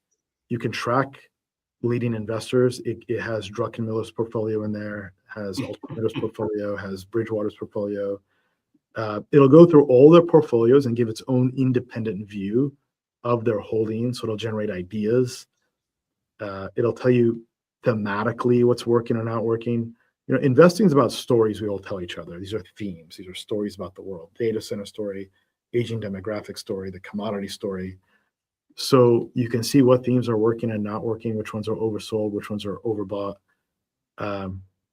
Real-time news integrations. You can file as Twitter integrations. When Trump said now's a great time to buy stocks, that was the day you're supposed to buy stocks. That's why we created a Trump Watch feature. You have to track what Trump is saying. That matters. So we have that. You can see that here too. And we're rolling out curations of the best investment podcasts because who has time? No one has time, right? I just want the signal. So, we have a team that curates, edits, and finds just the juiciest hot takes from the relevant podcast to help create an edge. But yeah, this is how AI is transforming investing. And, what's next on our roadmap is model portfolios driven by AI. But they still have a human element, meaning you might say, I want to own international, I want to own data center, I want to invest in aging demographics, I don't want to own materials or energy. And the AI will be able to construct a portfolio because it's done the fundamental work. It knows how to do portfolio construction, and it can measure the technicals to know whether you're on the right trends or not. So that's the future. That's the future. I think you're going to see the legacy wealth management category be disrupted. So 100%. I think Robinhood too. Robinhood has risk. Robinhood is not AI native. Right? Robinhood is a dopamine engine. You get a dopamine hit when you buy or sell something. You get the confetti pop. That's rewarding the wrong behavior. I would bet that most people on average have lost money on Robinhood or underperformed the indices from using Robinhood. What you want is dopamine linked to insight, to research, to a new idea. And that's the approach we're taking with AI. But yeah, 100%. It's transformational for investing. And Rosalind, in the comments, at least in X, various comments come in across multiple social media platforms. Actually, this live with Ram is my largest live of the year. But broadly, you are correct. We don't get enough comments. Ram is a great guest. I think we're both pretty fluid on investing and have strong opinions. And we do encourage audience interaction, both in comments and in questions, and want more of them. So please do, for lack of a better word, bring it on. Our only constraint is really going to be time. Ram, let's have some fun in the last 20, 25 minutes. I'm going to start with a video that I went live in. It was on my own. I gave it some thought. And if I was a $30 billion, now we could chuckle at that, a $30 billion plus single family office, mostly liquid. I'm not looking to be one of the 10 richest people in the world. I don't need to 10x in 7 years, but I don't want to be hyper conservative either. So I broke down an allocation. I'm not going to go through each one. And I'm going to allow you the freedom to go from, I mean, Angelo, come on, 30 billion plus. I may comment on maybe 10 billion and 1 billion, and maybe even a lowly $100 million, because it is different depending on goals, expectations, being able to sleep well at night, liquidity needs, risk tolerance, and the level of wealth you do have. And yes, there is a difference between 100 million and 36 billion. But I'm going to start with one that I think you vehemently disagree with, because I think they'll make it a better dialogue. For that family at 30 billion and up, I recommended in their scenario a third, by far my highest allocation, in broadly cash, treasuries, global fixed income, probably getting about 5 to 5.5%. That kicks off $500 million a year of, let's go with the word, income. I have massive amounts of dry powder. Ram, I have so much dry powder, $10 billion that I could basically buy incredible distressed and other opportunities in. So I could pivot very quickly. Why am I wrong being so high at that percentage? Please. One of the worst performing categories in investing since the 2008 crisis has been distressed investing. My former life, I used to allocate to hedge funds and private equity, so I got to see all the strategy mixes. We haven't had distress. We have a Fed put economy, a stimulus put economy, Band-Aid everything, no one can feel pain economy. Something drops 2%, someone comes out and says something. So that's we don't have distress. Where's the distress? There's no distress. Okay, that's one. So the wealth creation isn't going to come from buying this dislocated, distressed asset. There's so many private equity companies that you have competitive auctions, and when you win an auction, you're subject to the winner's curse. You paid the highest price. Now it's like, good luck. I hope you make your money on this asset now, right? So don't position for distress. Okay. Opportunity cost is what matters here. So the issue with having a third in cash and bonds is inflation. And there are better alternatives. Like if you want income, for example, MLPs, Master Limited Partnership Trusts, there are some of them out there that generate 8, 10, 12, 15% yield. There's opportunities there. That's one bucket. Another, I mentioned, there are plenty of stocks that have free cash flow yields of 10, 12, 15, 18, 20. I just gave you an example of Comcast has a 19% I have an ample stock portfolio, Ram, but I don't want to put 70% in. I would think $30 billion plus. This is what I would say. I would say we should think about a category of stocks as functionally their bonds. That's what I'm saying. We have to stop thinking about them as stocks. Comcast is really a bond. It's got free cash flow 19%. I think the mistake a lot of advisors and wealth managers make is they say, well, 60-40, 60% stock, 40% bond. I don't know. I see a certain class of stocks as bond substitutes, and they're real assets. So they're better than bonds. So why own bonds? Why own sovereign debt? Other kinds of bonds, I might be able to get my head around, like corporate bonds, but US sovereign debt, I don't get that. Also, there are opportunities in private credit. Not all private credit, by the way. You have to be selective. You have to know what you're doing. It's a $5 trillion asset class. There are some good managers out there. But if you can find private credit where you have a senior secured, senior means first lien position, where you're not lending to software, you're not lending to tech, you're lending to boring businesses with durable cash flows and lots of longevity and history, that can do well because the banks aren't doing the lending, and you can make 10 to 12% there. So that's what I would do with that 1/3. I would increase the yield. Lastly, if you have a $36 billion portfolio, if there's some distress opportunity, you have ample liquidity, you have securities-based lending, you can borrow against those assets, borrow $1 billion, and go acquire something. If you need some other allocations that I had 20% broadly in the public equities. Now, again, in a $30 billion example, that's $6 billion. I would like to have picked a larger percentage in gold. I picked it at 2%. 2% is 600 million. And again, I want to have some physical ownership, so that complicates it. My total commodities bucket was ballpark about 7%. But in terms of spicing up the conversation, in that example, I had about 10% in professional sports team or teams. Where am I wrong? I love the cleverness of this professional sports team idea, like the great tax advantages around it. The smart money is starting to sell sports teams. So it's like the OGs in Bitcoin. The OGs in the sports team business trying to rotate. So I would take a cue from that. It's a popular idea. It's an expensive idea. Popular ideas are usually not great ideas because you may be paying too much for it. I would have substantially more equity exposure. People are living longer than ever. Okay, you need real assets. Equities have good earnings and good free cash flow. You have to position within equities. You have to get good names that are linked to secular trends. Find dominant market leaders that are priced correctly, that are gaining market share, incorporating AI. But there's incredible themes and incredible businesses out there. I would dial up that exposure substantially. My little disagreement, perhaps with Ram, is I think AI is going to be very, very impactful, in some ways not very positive, to companies that are not going to be able to adapt. I think SaaS companies are going to be toast. I think there's going to be grave challenges moving forward. And some of the reasons I mentioned in the advancements of AI that really in the last week are going to be exponential this year. Some other controversial takes, I guess you could say, I had about 5% in real estate.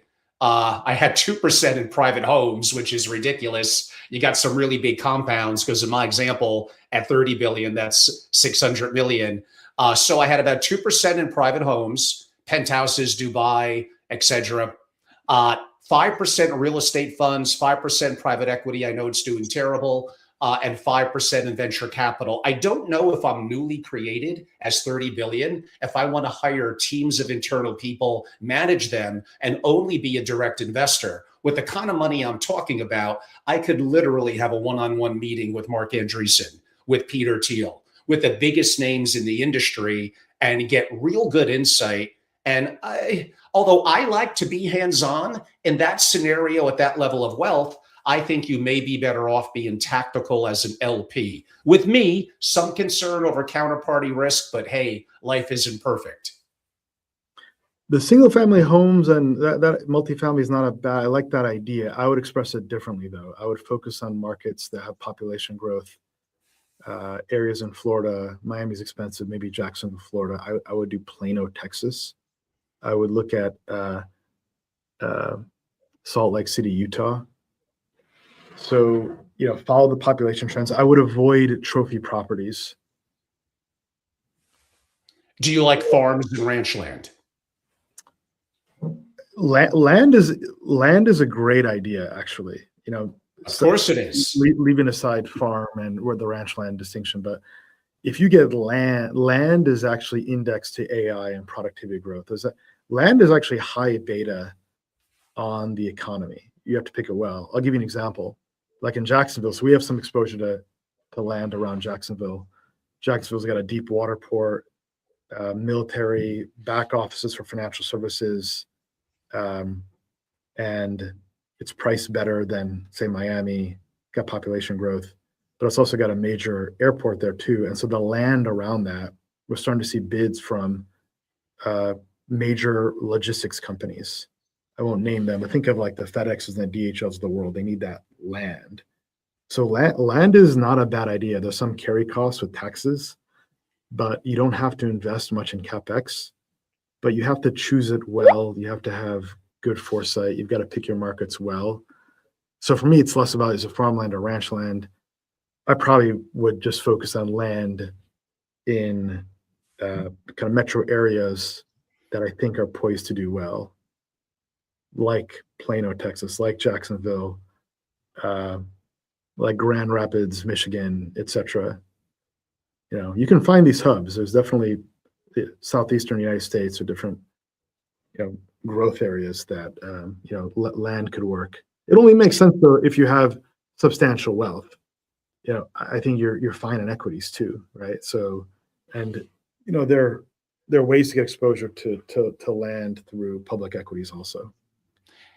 And I had ballpark, I think it was 4%, what I loosely define as infrastructure, meaning if I have that level of wealth, actually at 30 billion, 4%, I don't know, it's actually not enough money to do some of the things I'm thinking of. I may repurpose some of the capital and fixed income and beef that up and maybe double it. And I would be looking at things like strategic ports. That could also delve into real estate. I would probably want to own an airstrip. I'd want to control some of the rails and trucking, logistics, arguably drones. Now, again, and I know the audience is probably going like this, I get it. $1 billion family can't do all this. Even a $10 billion family can't. But the level of wealth that we're talking about is very rarefied air. And that's an opportunity to have control of certain choke points and opportunities that maybe only 100 to 150 families in the world have the resources to do this. I would say liquidity is a virtue because you can change your mind, and the world is transforming at an extremely rapid pace. Think about how many families overinvested in private equity and venture capital. And I've been saying this for a while. Venture capital is a bubble. We talked a little about that earlier. It's Databricks, which is a SaaS company, raised at an ever higher valuation. Meanwhile, SaaS valuations are as low as they've ever been. There's a mismatch because private venture capital isn't subject to the discipline of mark-to-market in public markets. So if you're trying to own this infrastructure, you're probably going to own it either through private equity or direct. Direct is a pain. Direct is oversight, management, cost. You have to be the best in the world to operate to do it. Do you have a competitive advantage in that? It's just a headache. It's a headache. If you've got that much wealth, you're not going to spend your time dealing with these headaches, and you're not going to be able to hire an operator better than the operator Blackstone has to go manage these assets. Right? Blackstone's building out data centers. They have the edge on that. They can source it well. They can line up the energy, the utilities. They got the know-how. They know exactly what they're doing. They got a playbook. You have the management headache with direct. So you're going to do private equity. But how's private equity done in the last 10, 15 years? The endowments are trying to shed the private equity at discounts to NAV, because private equity is also expensive and overpriced. Again, the winner's curse, competitive auctions. So public equities aren't bad. You got to pick your spots. You got to position well, but they're pretty good. They're pretty good. You get liquidity. You can change your mind. So I would prefer, more of that. I like, what Charlie Munger did. He had a bunch in multifamily real estate. That's not a bad idea. He had Berkshire Hathaway, Costco. Costco's overpriced now, forget that. But he also had a lot of multifamily real estate. I think that could make sense too. That general idea is a good idea. And I know the audience is going to want us to ram through, pardon the pun, probably 10 different stocks. I promise we're going to end with that. One comment question leading into it, we hinted at it in my preamble, later this week, and I admit I'm not the first one. Cappy Wood, Peter Diamandis at Moonshots did it this week as well, or in the last 7 days. Like what could be the first $100 trillion company? And I don't mean in 20 or 30 years. I mean in 5. So you have to look at a couple of things. One, it's going to absolutely take a market frenzy. But if that converts or becomes hyperinflation, then it really doesn't matter. What is the Dow Jones going to be, 1 million? What is the US dollar not going to be? Like a loaf of bread is going to be like $5,000. So in that example, that's a real bad one to say the company's worth $100 trillion, AKA really marked in dollars in US. So I'm thinking more of a market frenzy. Now, I'm actually going to name some private companies that we may get to when we go a little bit back and forth. But basically, it's going to be under the auspice right now of Elon. It's going to be the merger of SpaceX into XAI, of Twitter, of Neuralink, of Boring, and obviously Tesla, what Tesla's doing in robotics, how that will look in 20 years. But I admit, I'm thinking it closer to a 5-year cycle here. Collectively, we're talking 3 to 5 trillion. So that could be what, 20 to 30x over ballpark 5 years. in a market frenzy. So are we having fun here? Sure. Please, my audience, do your own diligence, do your own research. We're trying to push the boundaries and have an intriguing discussion. So, Ram, tell me where I'm crazy. And obviously, it comes down to timeline. So, XAI and Tesla, first of all, Elon's an incredible engineer, and his contribution with driverless cars and expanding human reach and getting a culture of innovation and attempts to cut costs from the federal government, they're impressive, right? So give credit for that. It's an incredible engineer, incredible innovator, incredible visionary, okay? So these deals with XAI and Tesla, this is called self-dealing. There's no mark to market. It's just funny math. It's funny numbers. He's on both sides of the transaction. You can pick his price. The question is, are Tesla shareholders paying too much? Are SpaceX shareholders paying too much? And what would the mark-to-market price of SpaceX be in the public markets? I can tell you it'll be a lot less than $800 billion, what they're quoting right now. I got offered a chance to buy SpaceX at a 25% discount to the quoted sticker price in the secondary market. What does that tell you? It tells you the quoted sticker price isn't the real price. The real price is the price I got offered.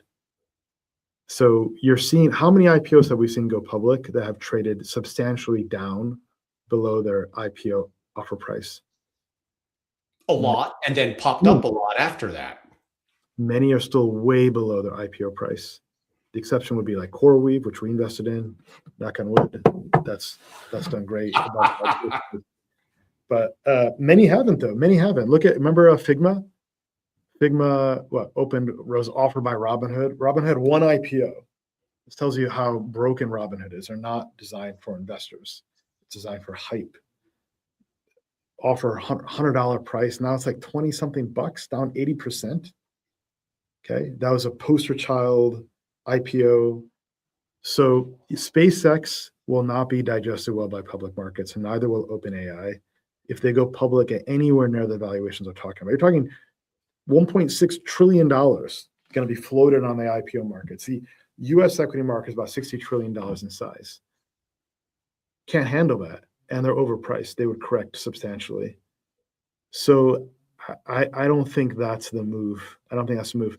The move would be more of leaning to value, leaning to earnings, leaning to free cash flow, leaning to international. It's almost doing the exact opposite of the last 2 years. Investing AI beneficiaries instead of AI CapEx spenders.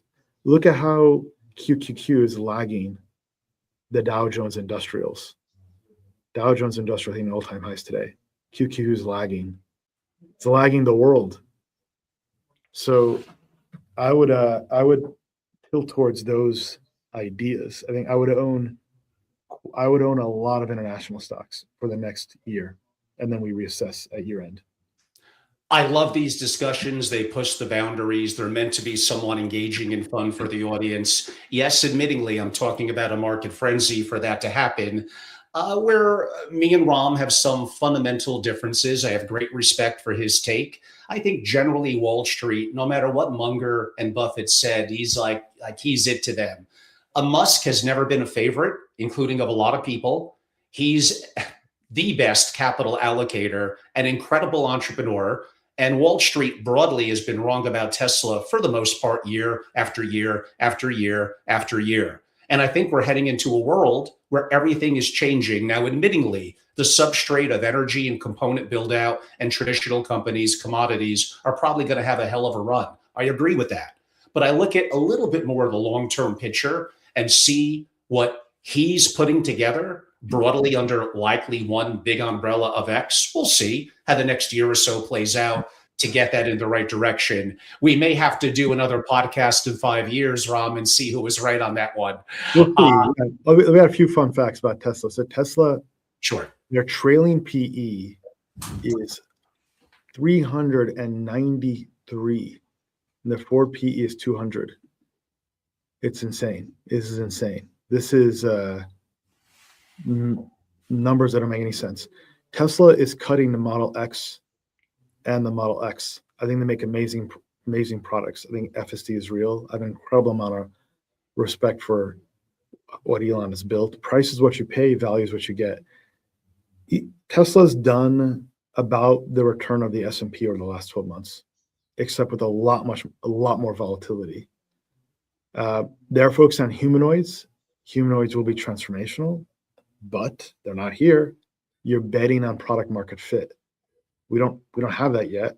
They're going up against Figure, which is competing with them on that front. Who's a wonderful company. Mm-hmm. Yep. And a lot of Chinese companies that are very good in that. Right. And NVIDIA wants to get involved in all of these businesses that Tesla's involved in. And it's much cheaper, right? So NVIDIA is enabling humanoids from a picks and shovels layer. So they're gonna be the arms dealer to this category.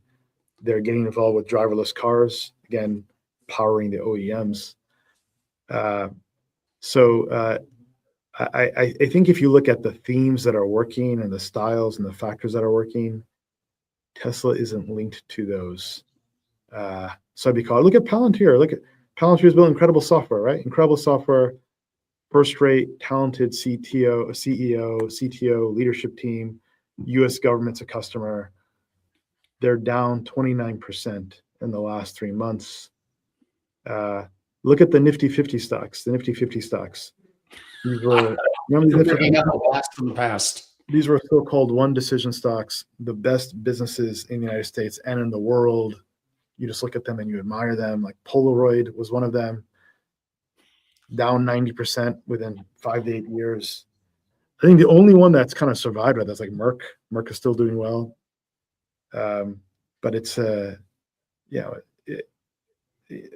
business model quality isn't enough. And even on Buffett, I was critical on Buffett and Munger too. I wrote in February of last year, I said there's a bubble in quality stocks, and you've been seeing that bubble deflate with like FICO has sold off quite a bit.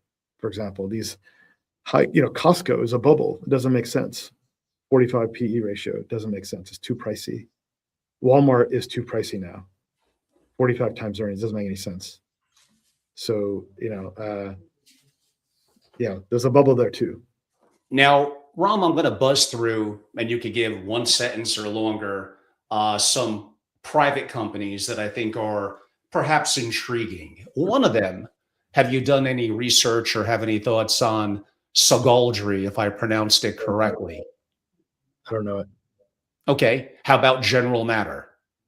No, I haven't focused. We've been focused on defense tech more, but go ahead. Yeah. Okay. And that was the latter one, by the way, an AI nuclear play. On the public markets, relative to, well, maybe I would call it a nuclear back door, have you looked at Centrus Energy? Yeah, no, I know that. I know that name. I think the ticker is LEU, right? If memory serves. Yes, you got it. Yeah, I've owned this one off and on. Right now it's in the off bucket. Yes, I do know that name though. It's an interesting name. HALEU, provider of high assay, low enriched uranium. It's a thematic stock. Beta isn't working. High beta names aren't working. I put this in the bucket of old guard high beta. 50-day moving average is negative now. The peak is behind it. I think there are better opportunities out there. Some other ones would be Hadrian Automation, Helion Energy, and one that you have mentioned a couple of times, Figure AI. Figure AI, you're paying too high a price for not enough revenue. Figure in the private markets, Figure AI, or yes, correct. I mean, I don't know what the latest valuation is, but whatever. There's a bubble in venture capital. There's a bubble in private markets. If you have the ability to go sell your venture capital or private stock, you should go sell. When they go public, you're going to get a drawdown. And back a little bit to what we discussed earlier on crypto, we a little bit into Ethereum and Solana. We did a little bit on Ripple Labs, a company that I'm probably more intrigued in than you are. But there's one that I hear no one talk about. Have you looked into Canton? Yes, I have. Yeah. What do you think? So there's business, then there's the asset. Okay. So the asset's in a bear market like all other digital assets. So let's not spend too much time on the asset. Okay. The business makes sense. It's Wall Street, banks, dealers getting together to create their own blockchain to make their workflows more efficient, and doing so in a permissioned way And it's clever and it'll be successful because when the Wall Street banks get together to make something successful, it works, like IHS or Market Partners or ICE. These are all incubations of these Wall Street banks in a consortium. But the asset I'm not a big fan of just because the entire theme is in a bear market. So just avoid it. And what do you think? And again, I'm somewhat respecting of your time and wanted to buzz through a little bit. How about Anduril? So I was chasing Anduril for years. I understand. I was chasing Anduril for years. I finally got access to it, and it's too expensive now. So I'm investing in the next Anduril. I can't name it here, but I'm investing in like a drone company. We are Lumida investing in a drone company. They have contracts or pipeline with like Taiwan and like the United States Navy. I like defense tech a lot. You got to get the price right. Like the leading U.S. NOCs, U.S. defense contractors, right? Like Northrop Grumman, Lockheed Martin, Boeing. These get to valuations of $230 billion. So Anduril is like $60 to $100 billion, depending on where you access it from. I think it would do really well in an IPO. I think the story is amazing. It's got a big retail following. It have a big pop. But it's getting more speculative. I'd rather own, like when our first round in CoreWeave, we got in at a valuation of $7 billion. That gives me room to grow. I'd rather get in earlier, 2 years before the IPO. The company has a backlog. They can execute against the backlog. And that 2 years gives me a margin of safety. So when they go public, inevitably you'll have a post-lockup expiration where the price can drop somewhat. But I've got a nice margin of safety based on my entry price. And I'd like a lower valuation. Lower valuation also means not just you're buying well, but there's more M&A take-up potential. Like Anduril might be able to acquire my company, for example, the one we're looking at or investing in. So I prefer that kind of idea. And looking a little bit at plays again around nuclear and quantum and space. Don't touch quantum. Don't touch quantum. Don't touch quantum. Yeah, like I like all the cutting edge shit. So Angelo, no high beta. High beta is done. With the common theme I'm hearing is high beta, hot thematics. That's in a bear market. So S&P all-time highs, Dow Jones all-time as we speak. I think Dow Jones. Let's look at the markets today. Let's take a look at the markets. So markets just went red. Dow hit an all-time high. Dow hit an all-time high. Nasdaq's the worst performer, and Bitcoin's down 2%. That's the theme. What we just saw in this episode of today's market action is a N=1 sample, the larger theme of high beta thematics in a bear market. Robinhood, bear market. Palantir, bear market. Uranium, Centrus Energy, bear market. This is the time to do opposite. We have to do opposite game. Okay. We have, again, some different perspectives on that. I was going to mention some private and public space plays and things in quantum that I know, of course, are high risk, high reward. Some of the space is interesting. I acknowledge, by the way, I acknowledge some of those, but you have to be really on the ball and in drones. If you want to do high beta, space and drones, and yes, maybe even some uranium, but I mean, this is a trader move. It's not an investor move. That's how I would approach it. So it's, yeah. We hinted at it earlier, Ram. And again, you can't cover everything, but there's some interesting companies in the Chinese market. Any that you've looked at for yourself as an allocator? I bought Tencent like yesterday. I was going to mention that. I think I might be a little early. It's possible. I'm a little early. Oh, well, it went up. Did it go up today? Let's take a look. Might be a little early. So maybe wait a bit, don't put your full position on the first step. But I think China has some value in the international scene. But look, I mean, these international markets are doing exceptionally well. South Korea is up 130% in a year, 33% in the last 3 months, right? Greece is up 87% in a year, 20% in the last 3 months. Brazil is up 57% in a year, 20% in the last 3 months. Mexico is up 65% in a year, 21% in the last 3 months. In the last 3 months, they outran the S&P. So we don't need to stretch into creative thematics and disruption to make money. We don't need to stretch, which is great. That's great. We can keep it simple, international. You got momentum, you've got earnings growth, you've got yield, you have good policy that's developing. Keep it simple. There's some audience questions that came in, Ram. One, you did mention it earlier, and that would be from a maybe more conservative family office perspective around allocations to private credit. Yeah, there's moves to make in private credit. You got to be careful though, because there's a lot of nonsense in private credit. Also, it's a $5 trillion asset class, and you don't want private credit where they lend to software companies. You don't want private credit where they're lending to technology in general. And when you do private credit, you want to make sure that all the loans are first lien and they're secured. And what is the nature of that security? Can they liquidate whatever that security is or that collateral? You have to know what you're doing in private credit. Is it covenant light? Is it covenant heavy? I mean, private credit is it's a deep world. We're talking $5 trillion. So, yeah, I think there are opportunities in private. There's plenty to do in private credit. The banks aren't lending. They pull back after the financial crisis. You can make money in private credit. Yes, there are opportunities in private credit. I think you should take advantage of those. 10 to 12% return, not bad, especially if you're tax exempt. If you're tax exempt, you should own private credit because your average annual return on private credit is greater than the average annual return on the S&P where we stand today. But capital gains make owning the S&P very attractive. Capital gains tax rates are lower than ordinary income taxes. Two other public companies I have small allocations in, and they relate to data centers, tech, and build out, but not from the traditional perspective. They're old companies, one of them being Corning, the other being Caterpillar.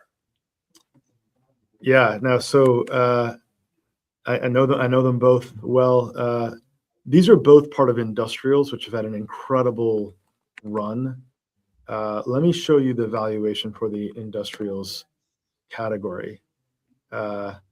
This is great because Angelo, these are the chats we have with our CIO team all the time.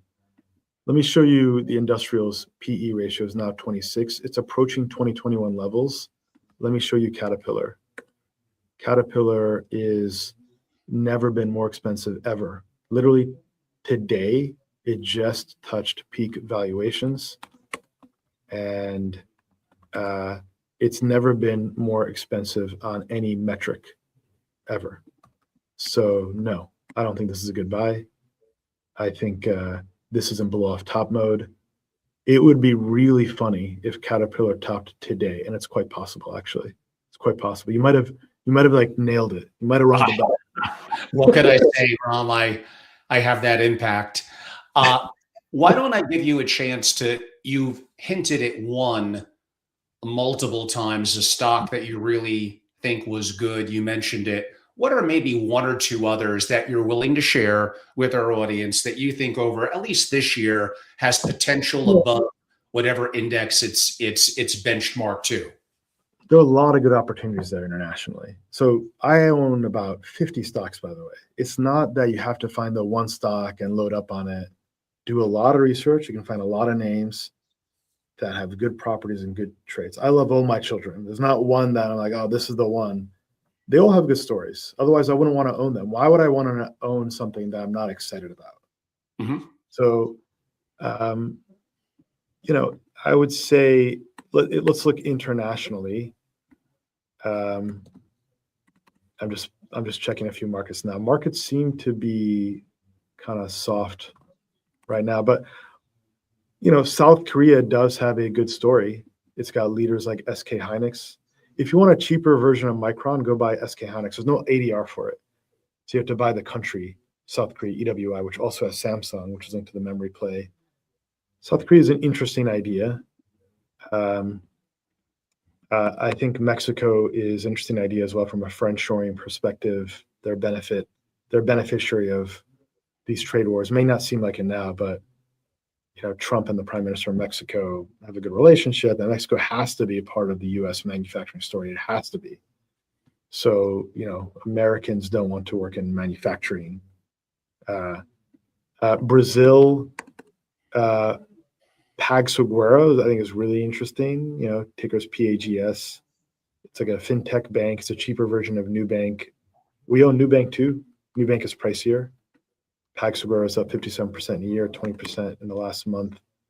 It's outrun Nubank, which more people know. Nubank is up 25% in a year, 9% in a month. So, if you get more value, you can get more upside, especially in this environment. Like value is outperforming growth. And in Korea, jumping back there, I like KB Bank. It looks overbought right now. KB Bank is just a bank. Around the world, banks are very attractive. They're doing well. Banks in Germany, the UK, banks in Korea, banks in Mexico. So that category is a good category to consider. Santander, I like a lot. That's one of my largest. That's my largest bank position. But HSBC, UBS, Barclays, Deutsche Bank, time your entries well. The time to buy them is not now where we stand. Time them well. Wait a week, maybe 2 weeks, reassess. But those are, there's a lot to do there. Maybe South Korea, the ETF is EWZ, right? Instead of buying gold, you can buy, essentially, if you own the South African index, you own a basket of gold mine. You own all sorts of mine. You got a nice diversified basket, and the country overall is doing pretty well. Again, 58% return in the last year, 22% in the last 3 months. So my main message is focus on international. Japan has a great story. It's run up with the recent election, ran up 6%. So timing matters. Timing matters. But yeah, there are opportunities out there. It was probably a little bit more of a comment if Angelo's correct and AI is going to have intelligence that is hard to measure, let's broadly call it, in my words, into, well, if it's collective in 5 or 7 years, it may be immeasurable. How are we going to compete, Ram, as humans? You're a smart guy. You hire smart people, but I could be anyone, anywhere in the world and have resources that are incredible. And what I'm talking about, I would say it's not quite there yet, but we are really close. Is that 18 months? Is that 3 years? And that could change even the future of capitalism.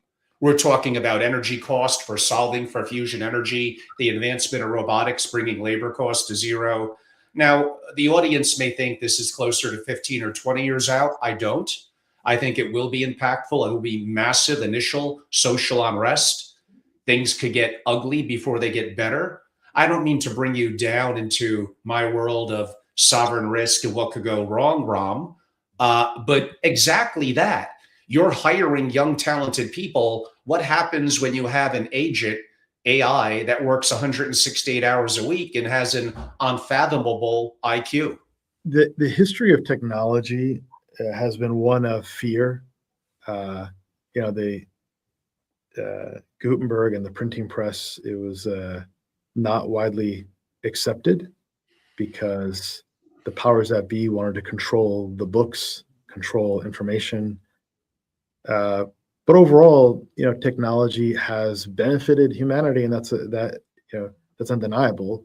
And it's going to happen again here too. And it's going to raise productivity growth. It's going to raise living standards. There'll be local costs in local areas like coders in San Francisco. Those coders will quit and start startups and raise money at obscene valuations, which you shouldn't invest in, but then make our lives better. So even though venture capital is a bubble, they're making our lives better. It's like public goods, basic science research in a kind of applied way. So, don't be a Luddite. We're beneficiaries of technology. The world is getting better. There are people that are finding diagnoses for rare medical conditions that scores of doctors have missed for years. More and more of these studies are coming up. We're going to see more of that. People are, we have a shortage of care for the elderly, care for the young. Humanoids can't come fast enough. That won't be addressed in the next 5 years, but we need that. So I wouldn't worry about AI and massive job displacement. There'll be new jobs created. It's hard sometimes to identify exactly what those jobs are, but the market is doing that. That earnings that's going to come from that productivity growth is going to be spent somewhere. It's either spent on an investment or it's a consumer spend. Wherever that goes, there's going to be job creation in that category. This is the miracle of markets, the magic of markets. So the invisible hand is a real thing, right? It's easy to identify local costs, but miss the larger diffuse benefits, which are far greater than those local, vocal, isolated costs. And Ram, pardon me, please continue. No, like pharmaceuticals, they're going to get better, in terms of research, in terms of independent verification of the studies of the pharmaceutical. What about call centers? Who you want to talk to a human person better than the AI, better than the like the Amtrak bots that they have, or Bank of America's legacy AI. I'd rather talk to an AI than a human, though. That's coming. Like that's So I think there's a lot of opportunity around AI. It'll be a slow takeoff world. It is a slow takeoff world. It's been a couple of years. We still don't have movies made by AI. We still don't have on-demand entertainment that's personalized to the individual. We still have hallucinations. We don't have AI acting like SaaS yet. So we still have a ways to go on transformation. The most important thing now is the ability to learn, the ability to be flexible. Everyone is an entrepreneur. Everyone is a founder, whether you recognize it or not. What do entrepreneurs do is they're constantly learning, they're adapting, pivoting, listening to the customer. I think if you have kids, you should teach your kids how to be an entrepreneur. That's the most valuable skill set in the age of AI, because AI is going to accelerate change. You got to be dynamic. You have to be resilient. You have to have grit. You got to spot opportunities. You have to get after it. And it's an incredible time to be an entrepreneur also, because AI will accelerate your ability to learn and grow. So you have no choice but to be an entrepreneur, and you'll be better at it with AI. You kind of answered. I was going to give you a chance to have a final word before I give a close. But since you answered maybe part of it, I'll reposition it a little bit. Closing comments of perhaps what we didn't discuss but was important. And I know the family offices, we're still early in 2026, and we covered a lot. The yen carry trade, Warsh, gold, AI, silver, commodities, Angelo's $30 billion family, $100 trillion companies. What's maybe something that family offices could walk away from that they should need to learn more about and form their own thesis? So again, what perhaps didn't we cover that's important? And early in the year, looking towards the end of the year, what should families keep an eye for, either a risk or perhaps an opportunity?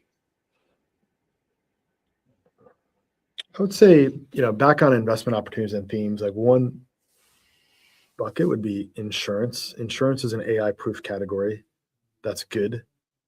It's got a moat from regulation.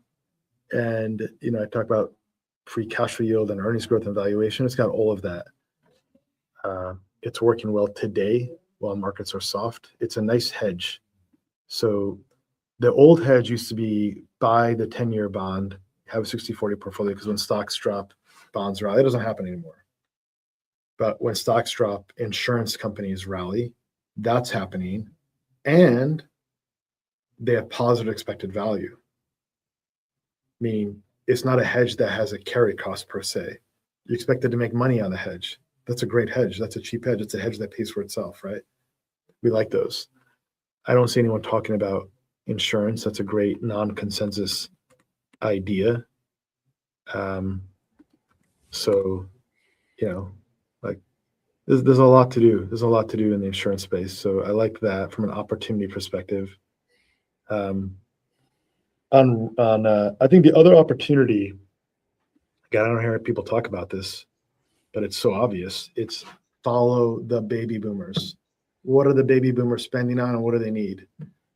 Travel and leisure, cruises, for example. They're spending money on restaurants, healthcare, nursing homes. If you can invest in nursing homes that are private, let me know. I'm on the hunt. You know what let me show you the PE ratio for a well tower. I would not buy it in public markets. Public markets are too expensive. The move to make is buying nursing homes, senior living care facilities in private markets and just take them public. This is well tower. This is far more expensive than NVIDIA. It's like 3 times the valuation multiple of NVIDIA, right? Mm-hmm. It's got 137 PE, 70 times forward PE. It's a roll-up of rental housing for seniors. They've got 2,000 communities. And this is the definition of a quality compounder. Look at this. It's a great, that is a wonderful, wonderful category. That's AI proof too. And you got a wonderful trend at your back. Why would you invest in venture capital or invest in senior living care? That's an obvious trend.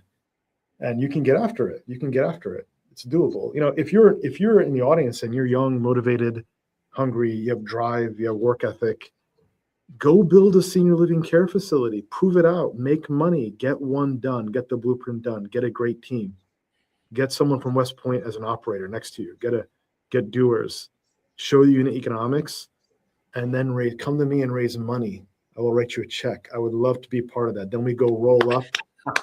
We do a Brad Jacobs roll up maybe. Those are the opportunities. Man, I think you might have motivated every young entrepreneur in the audience. You're going to get hit up now as I want you to share your contact info so families can learn more. How could they learn more about yourself and Lumida, follow the firm, and reach out to your team to potentially? Look, if you are if you've established a bona fide offering, you're making money, you've de-risked product market fit, I'd love to get involved. This is a high conviction thesis for me. It's a 10 to 20 year secular trend. That's where people should focus. And you're not going to pay 100 times PE ratio. Amazing. That's how investors should be looking at investing. Auto body shop roll-ups. I'm looking at those 3 times price to free cash flow. How am I going to lose money on this thing? I'm not have AI disruption. One brief story, then Angelo, I'll get back to you. I grew up in a small town in upstate New York called Little Falls, New York. It's the land of the lost. It's funded by Social Security, Medicare, Medicaid. People are 70 to 80 plus years old there. Young kids, they leave to the cities. It's slowly hollowing out. Okay, there's like a Stewart's there, gas stations, used car dealerships, funeral homes, and auto body shops. Those are the businesses, and healthcare. Okay, those are the kinds of businesses you want to own in the era of aging demographics. It's the opposite of the high beta world that people have been conditioned in the last 3 years, and the S&P has gone up 70%. Okay, now's the time to do the flip and the turn and rotate. Be mentally flexible. That's the main message I would share, right? It's hard to do that for people, right? How to follow us? We're active on Twitter. That's at Ram Ahluwalia. I have a newsletter I write every Sunday, drops 11 a.m. Eastern time. There you go. And that newsletter, we talk about the big trends in AI, investing ideas and themes. We're also on TikTok and Instagram. We're experimenting different formats there. And then I have a podcast called Lumida Non-Consensus Investing. It's on Spotify or YouTube. So go to YouTube, type in Lumida, hit follow. Same thing for TikTok, Instagram, and Twitter. And my bio on Twitter, there's a link tree. You can find more there. But we do publish different content in different areas. So, the more you follow, the better. Excellent, Ram. What can I say? You're always very generous with your time, with your thoughts. You share information that you probably don't need to, that is of value and benefit to my audience. I greatly appreciate it. And your audience, which joined us as well.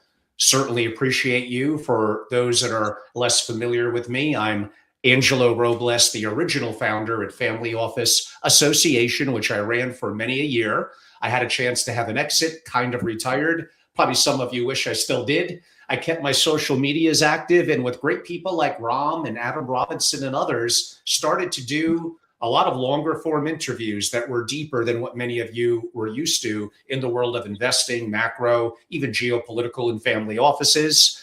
I do more solos in the last year than I've done before. I have one coming up on the $100 trillion company, and others that I think many of you would find of value. You could go to my @Family Office on YouTube. I'm active on LinkedIn and most socials. I hope to be more active on X. We'll see how that plays out. And I also am the founder of SFO Continuity, a more intimate version of what I did at Family Office Association, a strategy and intelligence community effectively for primarily single family offices. My proprietary content, intellect, sharing resources, and hosting intimate programs around the world. And I do mean around the world. And my marquee program, Around the Corner, coming up every March, this year beginning on March 16th for my members in Palm Beach. If you enjoy conversations that stretch the boundaries of most family office conversations, I don't look to be politically correct. I could say I have strong opinions, but weakly held, and talk about geopolitics, macroeconomics, investing, and certainly within the confines of why it matters for a family office. Also, of course, family office structuring, tax mitigation. I mentioned AI. I think in the world of what I do, I'm by far the most hands-on person using AI. Now, today was an interesting conversation. Some would say, be a little combative sometimes, hopefully in a nice way. I greatly enjoyed my conversation with Ram. There's certain things we have some fundamental differences over, and that's what makes the world go around. And that's what changed with a lot of people in the last couple of years, a failure to openly share a disagreement, discussion, to be curious, to admit, like a poker player that I am, that as conditions change, my ideas need to adapt. And I might be wrong. I've been wrong a lot in the past. I'm assuming I'll be wrong moving forward sometimes, not on AI. So if you're a family office and would like to be more familiar with our work, besides following me on social, go to angelorobles.com, simply my name, and learn more about membership and consulting around the world for family offices. I greatly appreciate all of you. Ram, you were incredible. I can't wait till you come back later in the year and comparing kind of what happened kind of as we expected. We'll see how it plays out with Trump, with Warsh, yen carry trade, AI. There's so many different things we discussed here that in October, November discussion 9 or so months down the road would be great to revisit. Again, I greatly appreciate you. Thank you all for the audience. Lumida, I highly encourage you to reach out. They have a wonderful team and incredible people, and I think they could provide value to you as an investor and a family office to at least follow and learn more. Ram, again, thank you so much. Always a real pleasure. I love the critical debate and discussion. We need more critical thinking in the world. Thank you for your Yes. I know we're going to do more events together as well. I think in New York, we're planning some things together. So, yeah, that reminds me to thank you for bringing that up. So for those of you that are in New York or would like to come to the New York area, I don't have my full calendar on the computer I use for this. I believe it's either March 24th, 25th, or 26th. Lumida is really anchoring, and I'm like the junior anchor of a program that is going to take place in the afternoon in New York City.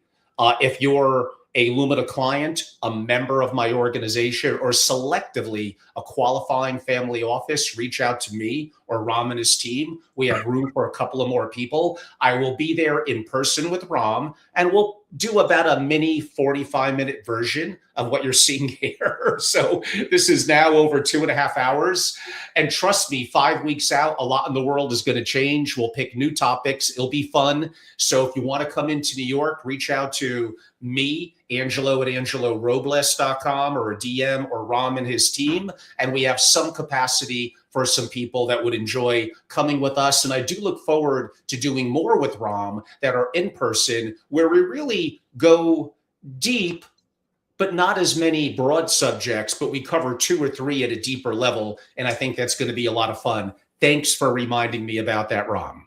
You bet. Until next time, Angelo, always a pleasure. Be well. Look forward to it. Thank you, everyone. Have a great day. Cheers. Cheers.